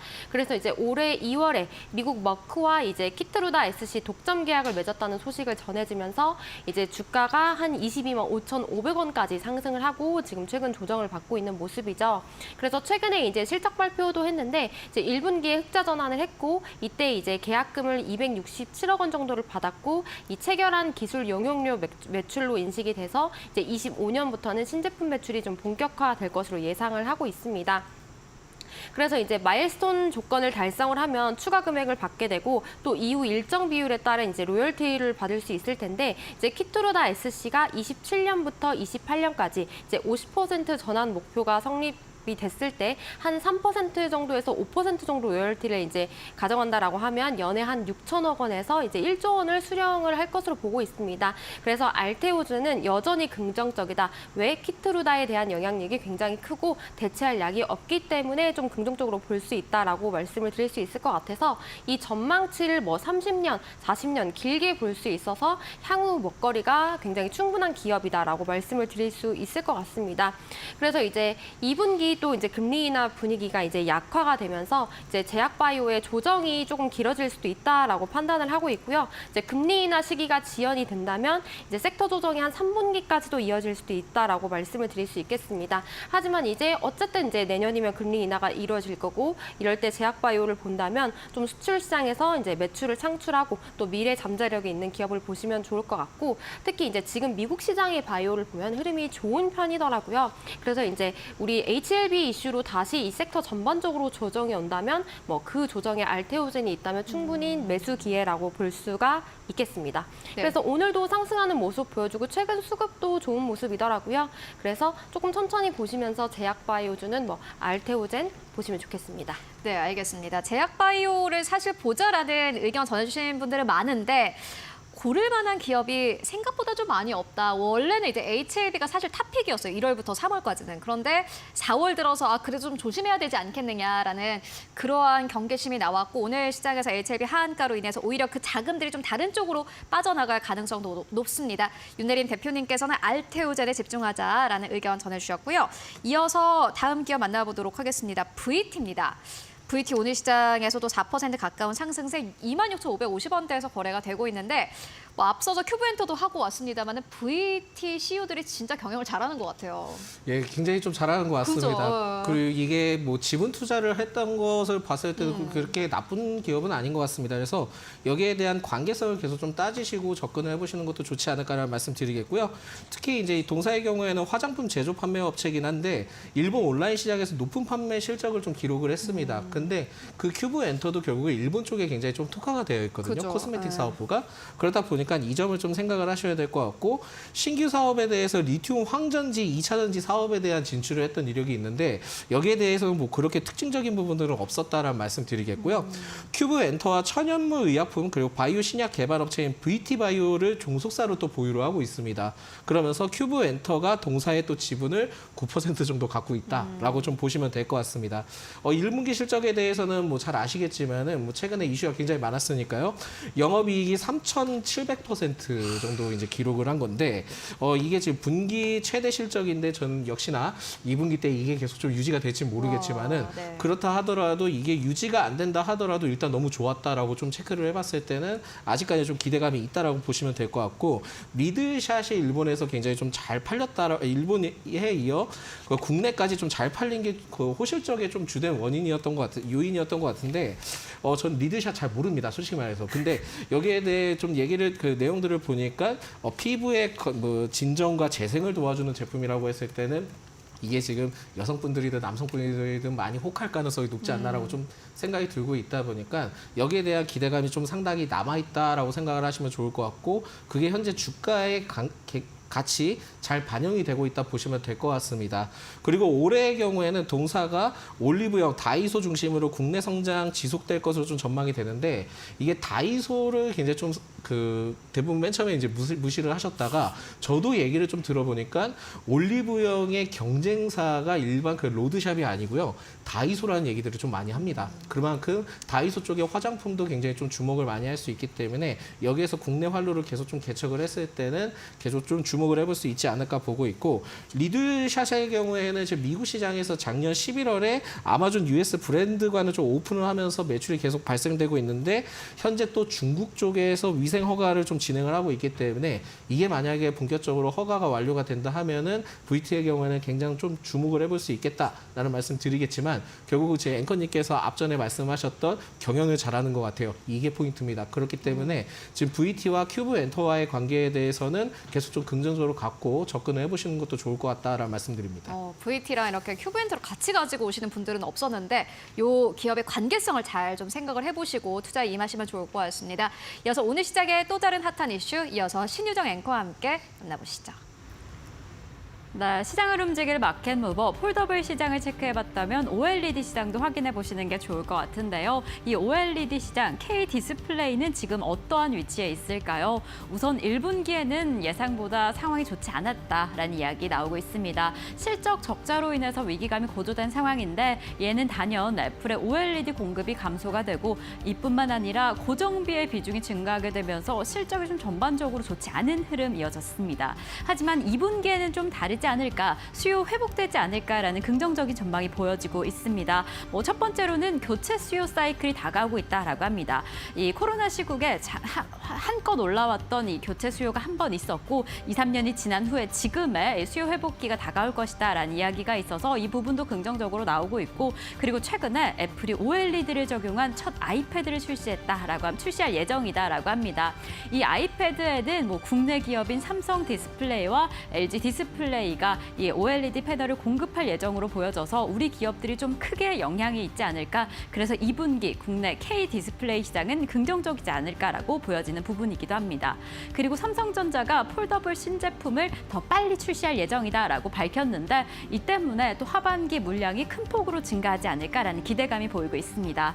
자, 이렇게 지난 2일에 아이패드 프로 2종이 공개가 되었는데 11인치와 13인치에 각각 국내 업체가 패널 전량을 공급하고 있다라고 합니다. 11인치는 삼성 디스플레이가, 13인치는 LG 디스플레이가 전담해서 패널 전량을 공급하고 있다라는 이야기가 나오고 있어서 이 부분을 좀 자세히 체크해 보도록 하겠습니다. 삼성 디스플레이와 LG 디스플레이 상황 체크를 해보겠습니다. 자, 삼성 디스플레이는 이 아이패드 프로 OLED 패널 전체 공급 비중이 이 기업의 총 60% 차지한다라고 합니다. 하지만 1분기에는 흐름이 좋지 않았는데요. 지난해 4분기 그리고 3분기에는 흑자 기조를 보였는데 1월에 다시 적자 전환을 하면서 1분기 성적이 그리 좋지 않았던 거죠. 그래서 지금 2분기 실적을 반등하겠다, 상황을 좀 바꿔보겠다 하는 의지를 좀 보이는 부분은 이 지금 뭐 아이패드뿐만 아니라 TV나 이 모바일 그리고 IT 전체 산업 전체 부분에서 특히나 고부가 가치 제품의 비중을 좀 늘리겠다. 이 부분에서 실적 반등을 한번 꾀해보겠다라는 의지가 보여집니다. 그리고 특히나 이 경영 실적을 개선하기 위한 노력도 더해지고 있고 비용을 절감하기 위한 이 경영 방법, 운영을 좀 효율화하려는 노력이 좀 보이고 있는 상황입니다. 삼성 디스플레이 역시나 이 OLED 시장에서 각광을 받고 있는데 삼성 디스플레이는 공급량 중 30%가량을 이 아이패드 프로 차지를 하고 있다라고 합니다. 전년 대비 실적이 좀 줄어든 상황, 역시나 1분기 실적이 그리 좋지 않은 상황이었는데 이 삼성 디스플레이 같은 경우에는 대형 디스플레이 패널 수요에 좀 집중을 하면서 특히나 그 부분에서 기술을 개발하면서 실적 개선을 해보겠다, 좀 상황을 바꿔보겠다 하는 의지가 보이고 있습니다.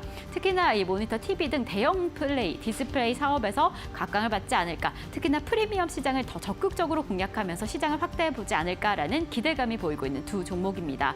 이렇게 OLED 시장 두 기업을 중심으로 기대가 되는데 우선 우리 정부도 이 디스플레이 시장에 대한 이 투자 지원이 보이고 있습니다. 지난 1월에 디스플레이 이 국가 전략 기술 5개에서 6개로 추가 지원을 하면서 뭐 금전적으로도 그리고 뭐 기술적으로도 더 투자하려는 의지가 더해지고 있는데 이러한 상황 안에서 지금 폴더블 시장이 2분기에 하반기에 더 확대가 된다라고 한다면 이 디스플레이 시장 역시나 조금 더 기대가 되는 부분입니다. 이러한 기업들을 필두로 어떻게 흘러가게 될지 조금 더 자세히 살펴보시면 좋을 것 같습니다. 네, 이어서 오늘 또 핫한 기업 바로 만나보도록 하겠습니다. 삼양식품입니다. 오늘 상한가 기록을 했고 지금도 역시나 마찬가지로 뭐 상한가 그대로 걸려 있습니다. 44만 6,500원대에서 걸려 있고요. 투자 주의 종목이네요. 윤 대표님은 이 종목 어떻게 보세요? 사실 삼양식품이 이렇게 상한가를 기록한다고 이제 뭔가 좀 시장이 바뀌었나? 라는 생각도 들거든요.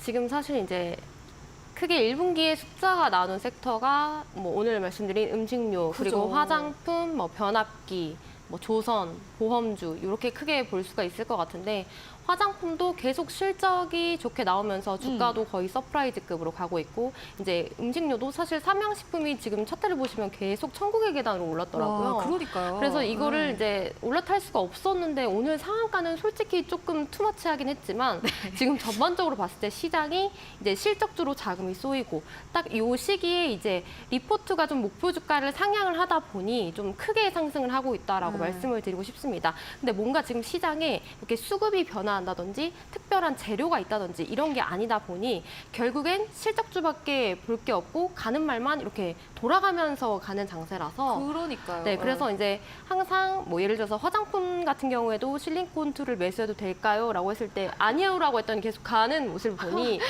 삼양식품도 이렇게 된 거 계속 봐도 되겠다 싶어서 오늘 같이 그러니까. 한번 보려고 합니다.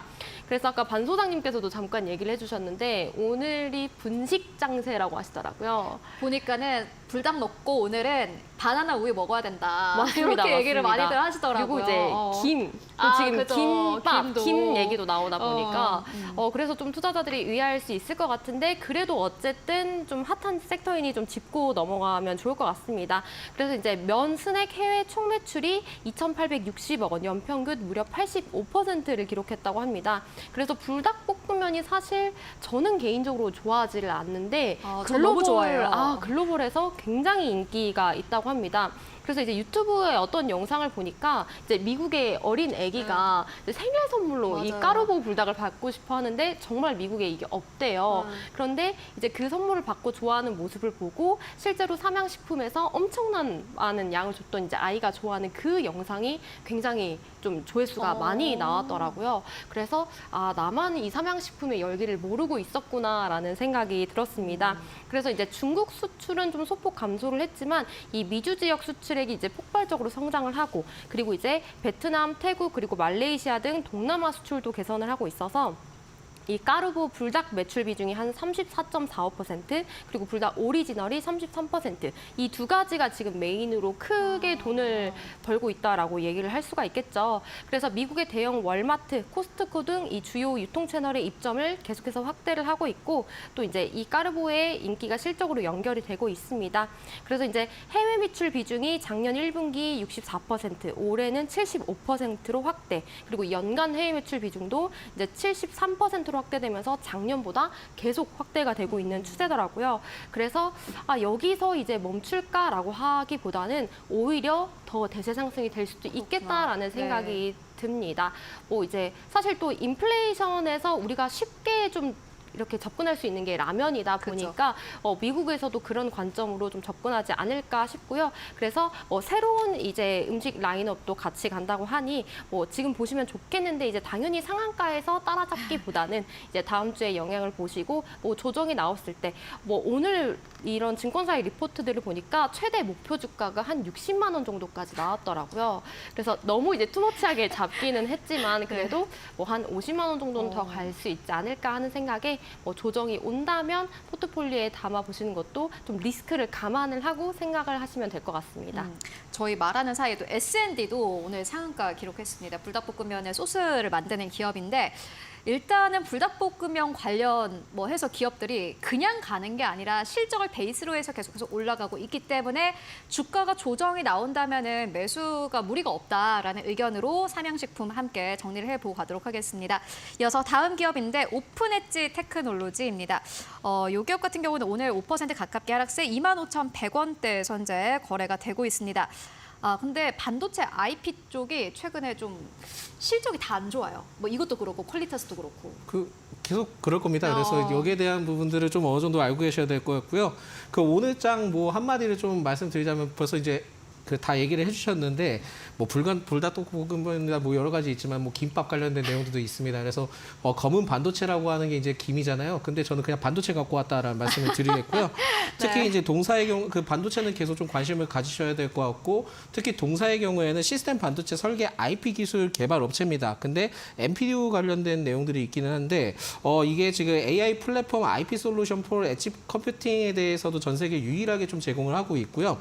특히 이제 동사의 경우에는 NPU IP 인라이트로 좀 출시를 했는데 이게 자율주행뿐만이 아니라 모바일 그리고 온디바이스 AI 쪽에서도 핵심적인 역할을 할 가능성이 높습니다. 그렇다 보니까 이 점을 체크를 하셔야 될 것 같고, 올해 해외 매출에 대해서도 전년 대비 좀 증가할 가능성이 높기 때문에 이 점도 포인트인데, 동사의 경우에는 정부 정책과 좀 연관점이 있기 때문에 최근에 AI 반도체 분과 1차 회의를 좀 진행을 했었는데 동사가 여기에 좀 참여를 했습니다. 근데 거기에 내용을 살펴보면은 온디바이스 AI에 관련된 내용들이 있기 때문에 다음 달에 개발자 회의에서 온디바이스 AI 관련된 내용들이 나올 수 있거든요. 그렇다 보니까 오픈엣지 테크놀로지는 계속 좀 관심을 가져볼 필요가 있을 것 같다라는 말씀드립니다. 알겠습니다. 오늘 또 쉬어가는 반도체 IP 쪽 오픈엣지 테크놀로지 계속해서 보자라는 의견으로 정리를 해보고 가도록 하겠습니다. 이번에는 윤혜림 대표님께서 가지고 오신 재룡전기입니다. 네, 이제 AI 모멘텀이 끝나지 않았죠. 또 다음 주 엔비디아 이제 실적 발표를 앞두고 이제 $1,000를 찍느냐, 반도체 조정이 끝난 거냐 이런 얘기가 많은데, 이제 전력이 워낙 또 이 부분이 이제 주가 상승이 세잖아요. 그죠. 그래서 조정 시에는 정말 분할 매수를 하는 게 맞다라고 보고 있어요. 실제로 우리 같이 했었던 LS도 계속 주가가 상승을 하고 있더라고요. 그래서 이렇게 배가 아플 때는 이제 다른 쉬어가는 전력기기 조정일 때 매수를 하는 관점에서 재룡전기가 좋아 보여서 보시면 될 것 같고요. 워낙 수주 잔고가 많고 북미 고객사를 다수 확보를 하고 있기 때문에 다시 한번 이제 전고점 8만 원 이상을 돌파할 수도 있을까라는 생각에 조정 시에는 이제 전력 중에서도 재룡전기를 보시는 것을 추천드립니다. 네, 알겠습니다.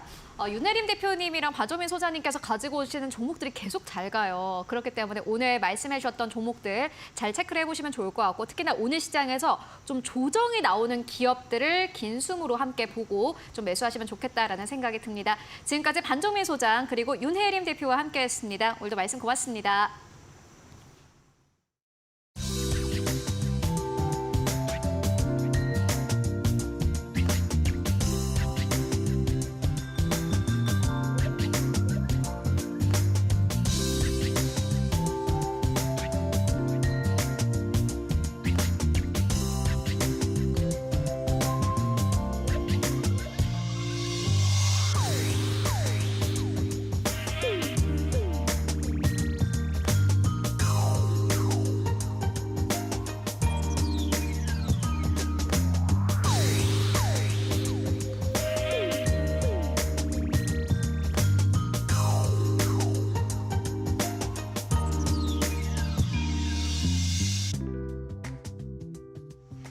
네, 오늘 시장 마감 전략 함께 세워보고 가도록 하겠습니다. 오늘은 하이투자증권의 이화진 과장 연결해 보도록 하겠습니다. 안녕하십니까? 안녕하세요. 네, 과장님 오늘 시장 마감 상황 어떻게 보고 계십니까? 네, 오늘 전반적으로 코스피, 코스닥 이제 외국인 매도세가 좀 돌아서긴 했었는데요. 일단은 관련해서 오늘 HLB 사실 시장에서 가장 기대했던 부분이 있었죠. FDA 승인을 좀 기대한 부분이 있었는데 이제 불발되게 되면서 전반적인 하한가 위주로 오면서 사실 코스닥에 대한 투심 자체가 많이 좀 꺾였던 것 같습니다. 이제 향후에 6개월 이내에 이제 관련된 황서 제약에서 또 수정된 보완을 해서 조금 6개월 이내에 다시 한 번 더 재심사를 쭉 받을 수 있는 좀 부분이 있기 때문에 좀 단기적으로 사실 바이오 투심에 영향을 미쳤다기보다는 HLB 자체에 대한 흐름으로 시장에서 어느 정도 큰 분위기였나 아니나 생각하고 있고요. 두 번째는 삼양식품 어제 시간 외에서 이제 실적 발표가 나왔습니다. 굉장히 큰 폭에 대한 어닝 서프라이즈가 나오면서 오늘 빈거래나 롯데웰푸드 그 음식료 업종에 대한 좀 순환매에 대한 흐름이 좀 강하게 좀 들어오는 모습이 좀 나와줬었고요. 세 번째는 오늘 개별적인 이슈이긴 합니다. 물론 사실 작년에 또 소송 관련 이슈가 나오면서 2만 원에서 3천 원까지 빠졌던 주식이 오늘 12,000원까지 올라오게 되면서 기존에 가처분 신청에 대한 부분들이 기각이 되게 되면서 이런 소송 리스크가 좀 해결되면서 향후에 좀 M&A 관련된 기대감이나 아니면 실적에 대한 어느 정도 반등에 좀 모색해볼 수 있는 부분이 아닌가 생각하고 있기 때문에 오늘 이어폴로가 좀 단기적인 개별 주식에서 좀 특징으로 좀 보여주고 있습니다. 네, 그렇다면 오늘 시장에서 보시고 계신 기업 있으실까요? 네, 최근에 좀 게임즈들의 흐름이 좋습니다.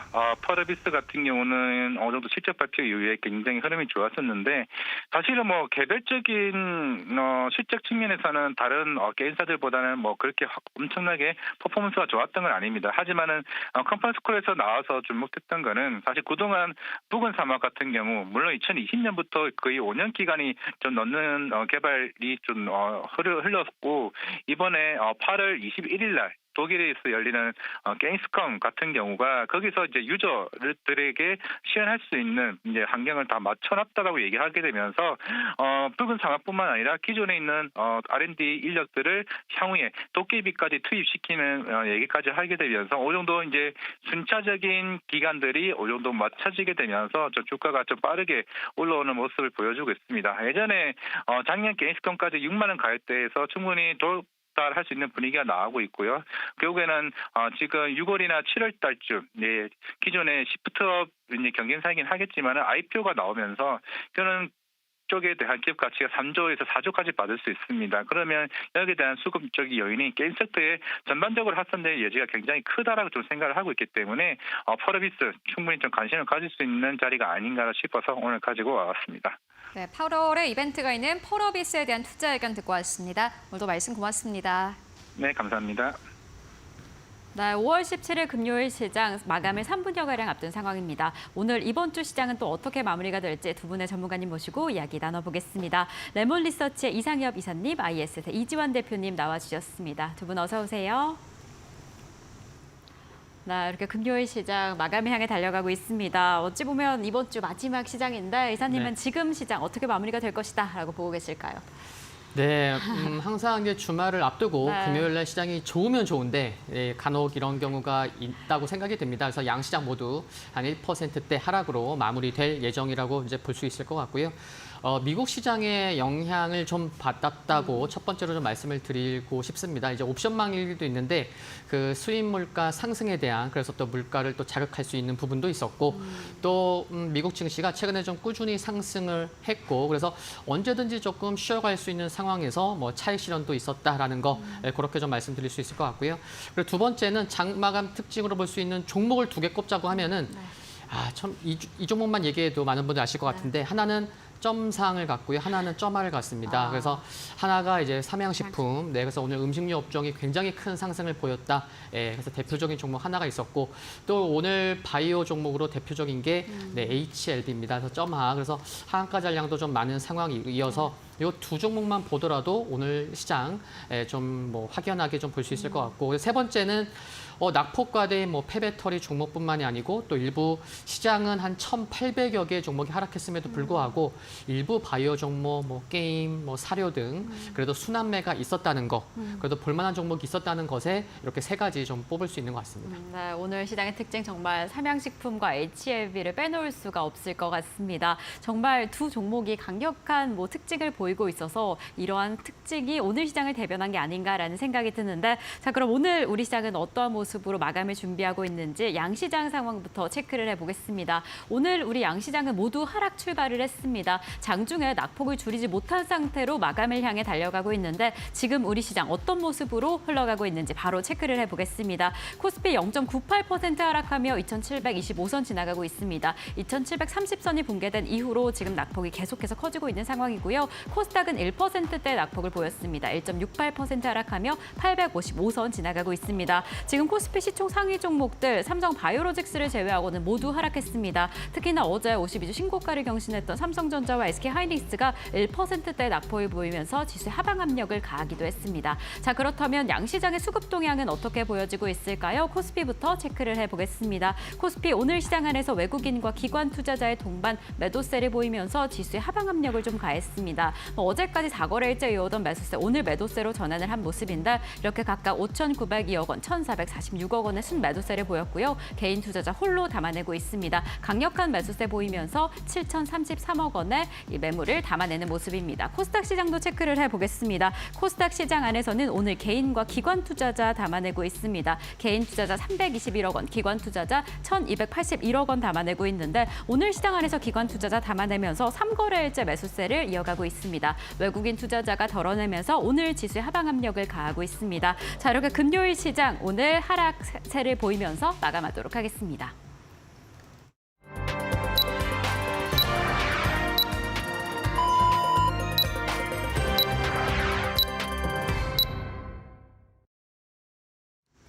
네, 5월 17일 금요일장 모두 다 마무리가 됐습니다. 여러분들 오늘도 고생 많으셨습니다. 사실 이번 주 시장이 오늘을 제외하고는 그리 나쁘지 않았습니다. 코스피 지수도 2,750선에서 완전히 안착되는 모습을 보여줬는데 다만 오늘 시장은 지금까지 올라온 만큼 그만큼의 또 조정을 보여주기도 했습니다. 오늘은 특정 섹터 쪽으로 그리고 특정 종목들 쪽으로 이 거래 대금이 몰렸는데요. 그렇다면 오늘 시장에서 어떠한 기업들과 섹터들이 또 특징적으로 움직였을지 함께 마켓 스핀 과 알아보시죠. 네, 오늘 장기 테마, 단기 테마 쪽으로 봤을 때 역시나 오늘 시장의 주인공은 식품주였습니다. 오늘 식품주가 5% 가깝게 상승하면서 거래 마감했고요. AI 의료 쪽도 오늘 시장에서 굉장히 강했습니다. 4.4% 이상 급등하면서 거래를 마쳤습니다. 그리고 오늘 시장에 상장한 기업이 있습니다. 바로 ICTK인데 오늘 시장에서 무려 공모가 대비해서 43% 이상 상승하면서 거래를 마쳤습니다. 일단 시장 분위기가 안 좋은 상황 속에서도 어쨌든 간에 공모가 대비해서 상승하면서 거래 마감했고요. 삼양식품 같은 경우에는 오늘 상한가 그대로 묶이면서 거래 마감했습니다. 그리고 오늘 좀 특징적인 것이 S&D 역시나 마찬가지로 상한가 기록하면서 거래 마감을 했습니다. 오늘 삼합페인트 역시나 마찬가지로 상한가 기록하면서 보시다시피 장기 테마 쪽으로 봤을 때 페인트 관련 업종이 9% 이상 상승하면서 거래 마감을 했고요. 실적적으로 봤을 때는 K푸드 쪽 9% 가깝게 상승하면서 거래 마감했습니다. 다 같은 업종입니다. 그리고 오늘 업종별로 봤을 때는 음식료 쪽이 5% 이상 급등하면서 거래 마감했고 화학업종도 역시나 마찬가지 1.3% 그리고 전기가스 쪽이 0.8% 이상 상승하면서 거래 마감했습니다. 그렇다면 오늘 시장 지수는 어느 정도에서 마감을 했을지 함께 만나보도록 하겠습니다. 네, 오늘 양시장 모두 다 하락세로 거래를 마쳤습니다. 코스피 지수 같은 경우는 1% 이상 빠지면서 어제장 대비해서 28포인트 이상 빠졌습니다. 어제 2,750선 완전히 안착하나 했는데 오늘 다시 한번 박스권에서 이탈한 모습 보여주고 있습니다. 코스피가 어느 정도 하방 압력을 받을지 그리고 어느 정도에서 다시 한번 반등할 수 있을지를 그 지수단을 좀 잘 체크를 해보셔야 될 것 같다는 생각 들고요. 오늘 코스닥 지수 조금 더 빠집니다. 1.7% 이상 하락하면서 855선에서 거래를 마쳤습니다. 이렇게 오늘 양시장이 모두 다 하락세로 거래 마감했는데 그렇다면 시가총액 상위 종목들의 흐름도 함께 만나보도록 하겠습니다. 오늘도 삼성전자는 안 좋습니다. 어제도 역시나 마찬가지로 삼성전자의 흐름도 좋지 않았는데 오늘 다시 한번 1% 이상 하락하면서 거래를 마쳤습니다. 삼성전자 같은 경우에는 78,000원대 이탈하면서 오늘 시장 77,000원대까지 내려가면서 거래 마감했고요. SK하이닉스도 마찬가지입니다. 사실 어제 같은 경우는 삼성전자, SK하이닉스의 주가가 좀 엇갈렸습니다. SK하이닉스가 아주 강력한 흐름을 보여줬었는데 오늘 시장은 지수를 이기지 못했습니다. SK하이닉스도 빠졌고요. 1.6% 이상 하락하면서 18만 9,900원대에서 거래 마감했습니다.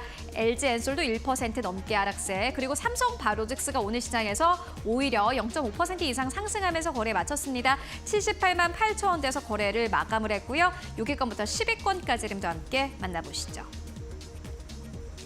6위권부터 10위권까지도 일제 하락입니다. 삼성바로직스 제외하고 일제 하락인데 현대차와 기아도 1% 이상의 하락세, 사실 완성차 쪽이 계속해서 좀 하락한다는 부분이 좀 아쉬운 부분이고요. 셀트리온이 0.7% 하락세, 포스코홀딩스도 1% 이상 하락하면서 39만 8천원대까지 내려옵니다. 오늘 시장 포스코홀딩스 40만 원대 깨졌고 KB금융도 오늘 시장에서 1% 이상 하락하면서 거래 마쳤습니다. 그리고 오늘 달러에 대한 원화의 환율이 전날 대비해서 10원 가깝게 오르면서 거래 마감했습니다. 이어서 11위권부터 15위권까지 흐름도 함께 만나보시죠. 네, 11위권부터 15위권까지 함께 만나보도록 하겠습니다. 오늘 전체적으로 좀 지수 자체가 하락세를 보였는데 네이버 같은 경우는 0.6% 하락세, 삼성 SDI가 좀 크게 빠졌습니다. 2.3% 이상 하락세, 최근에 올라온 만큼 조금 그만큼 하락세를 나타내고 있는 상황이고 LG화학이 1% 이상 하락하면서 오늘도 LG화학 40만 원대 이탈하면서 거래 마감했습니다. 그렇다면 코스닥 1위권부터 5위권까지는 어땠을까요? 함께 만나보시죠. 네, 오늘 코스닥 1위권부터 5위권까지 에코프로 BM과 에코프로 나란히 하락하면서 거래 마쳤습니다. 한때는 2위권까지 진입했던 HLB가 오늘 하한가를 기록하면서 시가총액 4위권까지 빠진 모습 함께 확인할 수 있습니다. 오늘 HLB 관련주들도 역시나 마찬가지로 일제 하한가를 기록을 한 상황이고요. 알테오젠 같은 경우는 오늘 시장에서 6% 이상의 상승세, 엔캠도 오늘 시장 전체 지수를 좀 이겨냈습니다. 29만 원대 오늘 거래 마감했고 29만 1,000원대에서 거래 마감했습니다. 6위권부터 10위권까지를 함께 만나보시죠. 네, HPSP 오늘 시장에서 강보합권, 리노공업 오늘도 빠지네요. 1% 가깝게 하락하면서 26만 6천원대에서 거래 마감했고 그래도 오늘 시장 클래시스 전체 지수를 좀 이겨내는 흐름 보여주고 있습니다. 오늘 시장 0.7% 넘게 상승하면서 4만 9,800원대에서 거래 마감했습니다. 지금까지 마감 상황 함께 살펴보고 왔습니다. 자, 이렇게 금요일 시장, 양시장 모두 1%대 낙폭을 보이며 거래를 마쳤습니다. 자, 그렇다면 월요일 시장은 어떻게 대비하면 좋을까요? 두 분의 전문가님과 함께 월요일 시장 대비 전략 이야기 나눠보도록 하겠습니다. 이사님, 저희 다음 주 월요일 시장 안에서는 어떤 전략으로 시장 출발해 보시면 좋을까요? 네, 이제 전략 네. 참 중요한데 네. 최근에 좀 트레이딩이 필요하다라고 이제 말씀을 드리고 싶습니다. 좋은 종목조차도 좀 끌고 가기보다는 좀 올라올 때 팔고 또 저점 매수하고 이와 같은 전략이 필요하다라고 이제 처음으로 말씀드리고 싶은데 왜냐하면은 코스피의 최근 고점이 2,779였어요. 근데 오늘 고점이 2,773.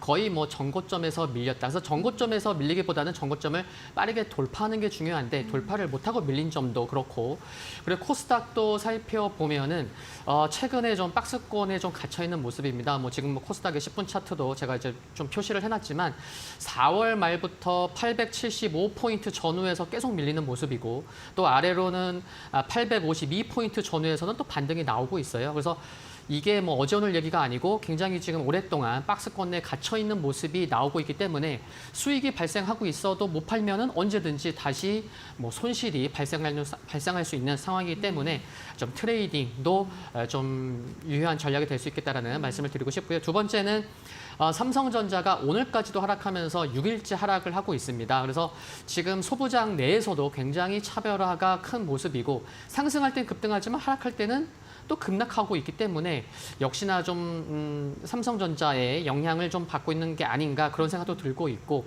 그래서 삼성전자가 어느 때보다 뭐 단독이 붙어서 제목이 실리는 뉴스가 굉장히 많은데 시가총액 1인 종목이 좀 6일째 하락하고 있다는 거, 뭐 단독 뉴스가 나오고 있다는 거 썩 좋은 모습은 아니라고 좀 말씀을 드리고 고요. 그리고 특히 코스닥 쪽에 소부장도 말씀드렸는데 신용이 연일 증가하고 있습니다. 그래서 투심도 좀 저조하고 수급도 좀 꼬인 부분도 있기 때문에 좀 트레이딩도 필요하지만 현금도 일정 부분은 좀 필요하지 않나라는 말씀을 드리고 싶고, 그리고 처음에도 말씀드렸지만 순환매는 계속해서 나오고 있는 상황입니다. 그래서 지수보다는 종목에 좀 초점을 맞추면 좋겠다라는 말씀을 드리고 싶고, 관련주로 볼 수 있는 것은 뭐 게임주, 또 이제 화학, 또 의료 AI 쪽 관심 필요할 것으로 생각이 들고요.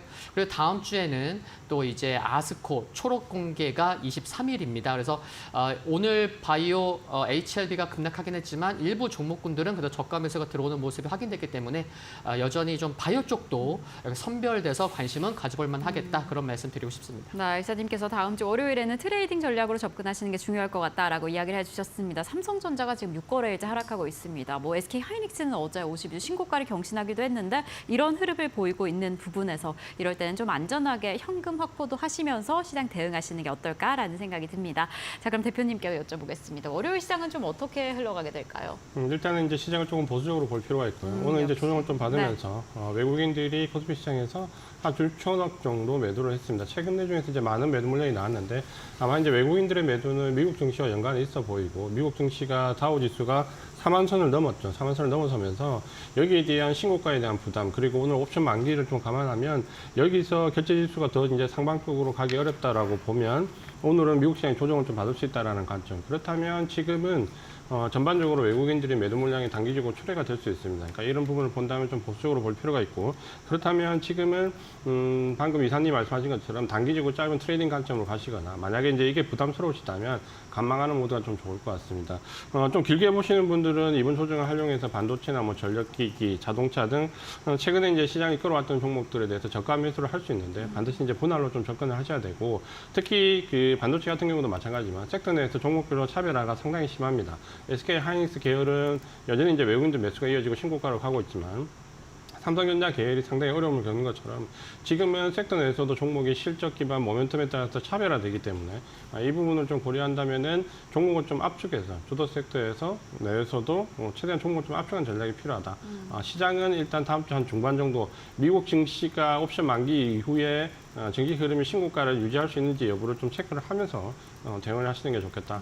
이렇게 말씀드리겠습니다. 네, 주도주가 또 어떻게 될지 개별 종목에 집중하시면서 시장 접근하시는 게 중요할 것 같은데, 그래서 다음 주 월요일에는 어떤 종목 공략하면 좋을지 공략주부터 체크를 해보겠습니다. 기자님, 다음 주 월요일에 공략주로 보고 계신 종목 어떻게 되실까요? 네, 저는 넷마블을 소개해 드리려고 합니다. 네. 오늘 시장 어려웠지만 3% 상승했는데 많은 분들이 알고 계실 겁니다. 올해는 흑자 전환의 원년입니다. 그러면은 1분기서부터 실적이 잘 나오면 좋을 텐데 이미 적자가 예상됐었거든요. 근데 흑자가 나왔습니다. 그래서 흑자 전환 원년 같은 경우에는 1분기부터 실적이 잘 나오면 좋은데 잘 나왔습니다. 그래서 올해 계속해서 분기별로 실적 기대감이 커질 수 있겠구나라는 거 굉장히 중요할 것 같고요. 그리고 2분기 실적 기대감도 커지고 있습니다. 나온랩, 최근에 이제 출시되고 굉장히 이 부분도 2분기 매출에 잡힐 것으로 전망이 되는 상황이고요. 그리고 이제 일정이 있는데 매우 인기가 많았던 레이븐의 후속작 레이븐2가 5월 29일 날 출시가 됩니다. 회사 내에서도 기대감이 크기 때문에 5월 말 일정이 있다는 거 참고하시면 좋겠고요. 그리고 하반기에 신작 3개 이상의 신작이 기대가 되고 있고, 또 비용 효율화, 게임 업종에서도 굉장히 중요한 부분입니다. 게임을 잘 만들었어도 마케팅비가 많고 인력비용이 많으면은 실적에서 많이 좀 상쇄되는 부분이 있는데 지금 지속적으로 비용이 효율화되고 있다는 점도 굉장히 중요하다고 이제 말씀을 드리고 싶고, 정부에서도 게임 업종에 관심이 많은 거 중장기적인 관점에서 볼만할 것 같습니다. 그래서 가격 전략 말씀드리면은 매수가는 65,000원, 뭐 전후에서 분할 매수 관점 괜찮을 것 같고요. 매도가는 8만 원, 손절가는 59,400원 말씀드립니다. 네, 이번 주에 또 이슈가 되었던 섹터 중에 하나가 이 게임 업종일 텐데, 게임 업종 안에서도 뭐 단연 이슈가 되었던 게 이 넷마블이 아닐까 싶습니다. 이제 월요일 시장 안에서 공략주로 좀 살펴보시다라고 이야기를 해주셨는데, 하반기 신작에 대한 기대감부터 뭐 마케팅 마케팅 비용적인 측면까지 조금 더 힘을 내주지 않을까라는 기대가 되는 종목입니다. 이 종목 어떻게 흘러가게 될지 좀 자세히 살펴보시면 좋을 것 같고요. 자, 그럼 대표님께서 살펴보고 계시는 공약주, 월요일 공약주는 어떻게 되실까요? 현대미포조선을 좀 관심을 가지고 보자라고 말씀드리고요. 조선주가 최근에 흐름이 좋았고 단기적으로 조정을 좀 받고 있지만 역시 지금 시장은 실적 기반으로 간다고 보면 역시 실적이 좋고 신조선가에 대해서 계속해서 공공행진을 하고 있고 최근에는 여러 가지 달러 강세에 대한 수혜도 얘기가 나오면서 일단 실적이 좋을 걸로 예상되는 종목에 압축하는 전략에서 현대미포조선 지금 가격대 눌림목에 들어오는 가격대에 한번 볼만합니다. 가격적인 부분을 좀 본다면은 지금은 아마 75,000원 전후 여기 정도에서는 매수를 하셔도 될 것 같고요. 목표 가격은 1차적으로 84,000원, 손절 가격은 7만 원 정도를 놓고 대응을 하자 이렇게 말씀을 드리겠습니다. 네, 대표님께서는 월요일 시장 안에서 HD 현대미포를 조금 더 집중해서 살펴보자라고 이야기를 해주셨습니다. 이 조선업계에서 슈퍼사이클이 돌아올 것이다라는 측면에서 좀 집중을 받고 있는 섹터인데 지금 이 종목 가격적인 측면에서 매력적인 지점이다라고 이야기를 해주셔서 이제 월요일 시장 안에서 어떻게 출발을 하게 될지 어떻게 흘러가게 될지 이 부분 좀 자세히 체크해 보시면 좋을 것 같습니다. 자, 그럼 저희는 두 분과 오늘 여기에서 인사드리도록 하겠습니다. 오늘도 감사드립니다.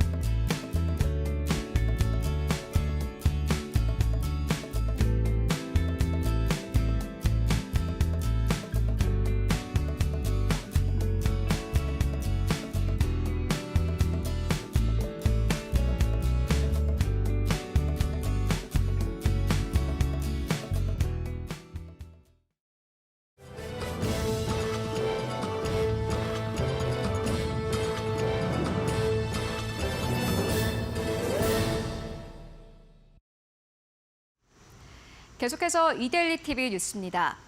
올해 1분기 국내 500대 기업의 영업이익이 지난해 동기 대비 57.1% 급증했습니다.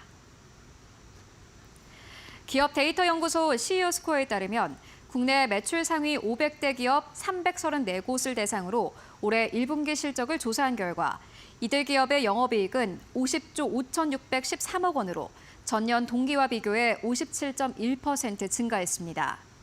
이들 기업의 1분기 매출액은 지난해 동기 대비 0.5% 증가한 772조 7,862억 원으로 집계됐습니다. 특히 반도체를 비롯한 IT 전기전자 부분이 큰 폭의 성장을 기록하며 상승세를 주도했으며 석유화학과 철강 등은 유가 상승, 중국 경기 침체 등의 여파로 부진했습니다. 취업자 수 증가폭이 20만 명대를 회복했습니다. 통계청이 발표한 4월 고용 동향에 따르면 지난달 취업자는 2,869만 3천 명으로 1년 전 같은 달보다 26만 1,000명 늘었습니다.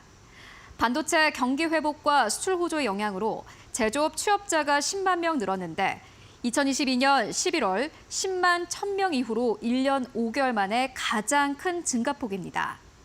반면 실업자는 8만 명 이상 증가하며 3년 2개월 만에 최대 증가폭을 기록했습니다.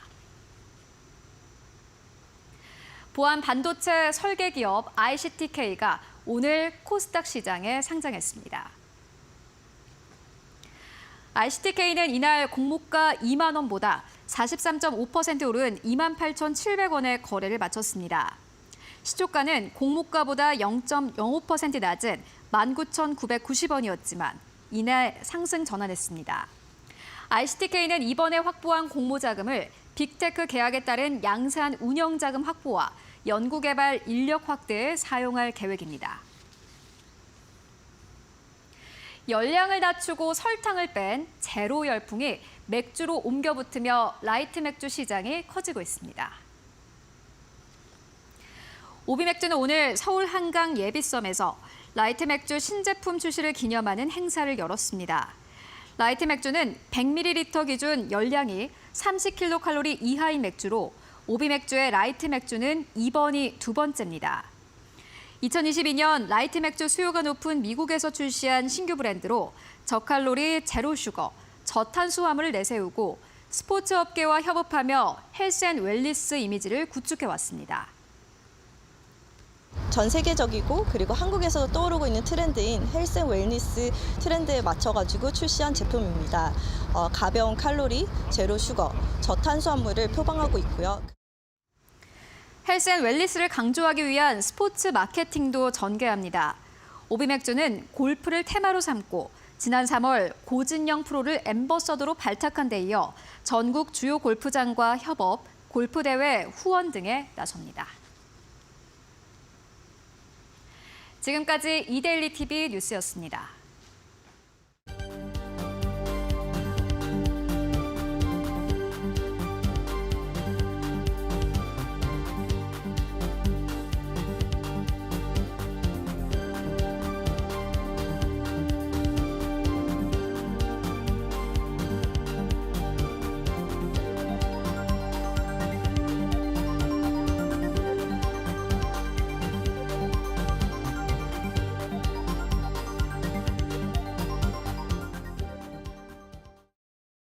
네, 오늘 저희가 준비한 소식은 여기까지입니다. 저희는 다음 주 시장에서도 든든하게 함께하겠습니다. 시청해준 여러분 모두 고맙습니다.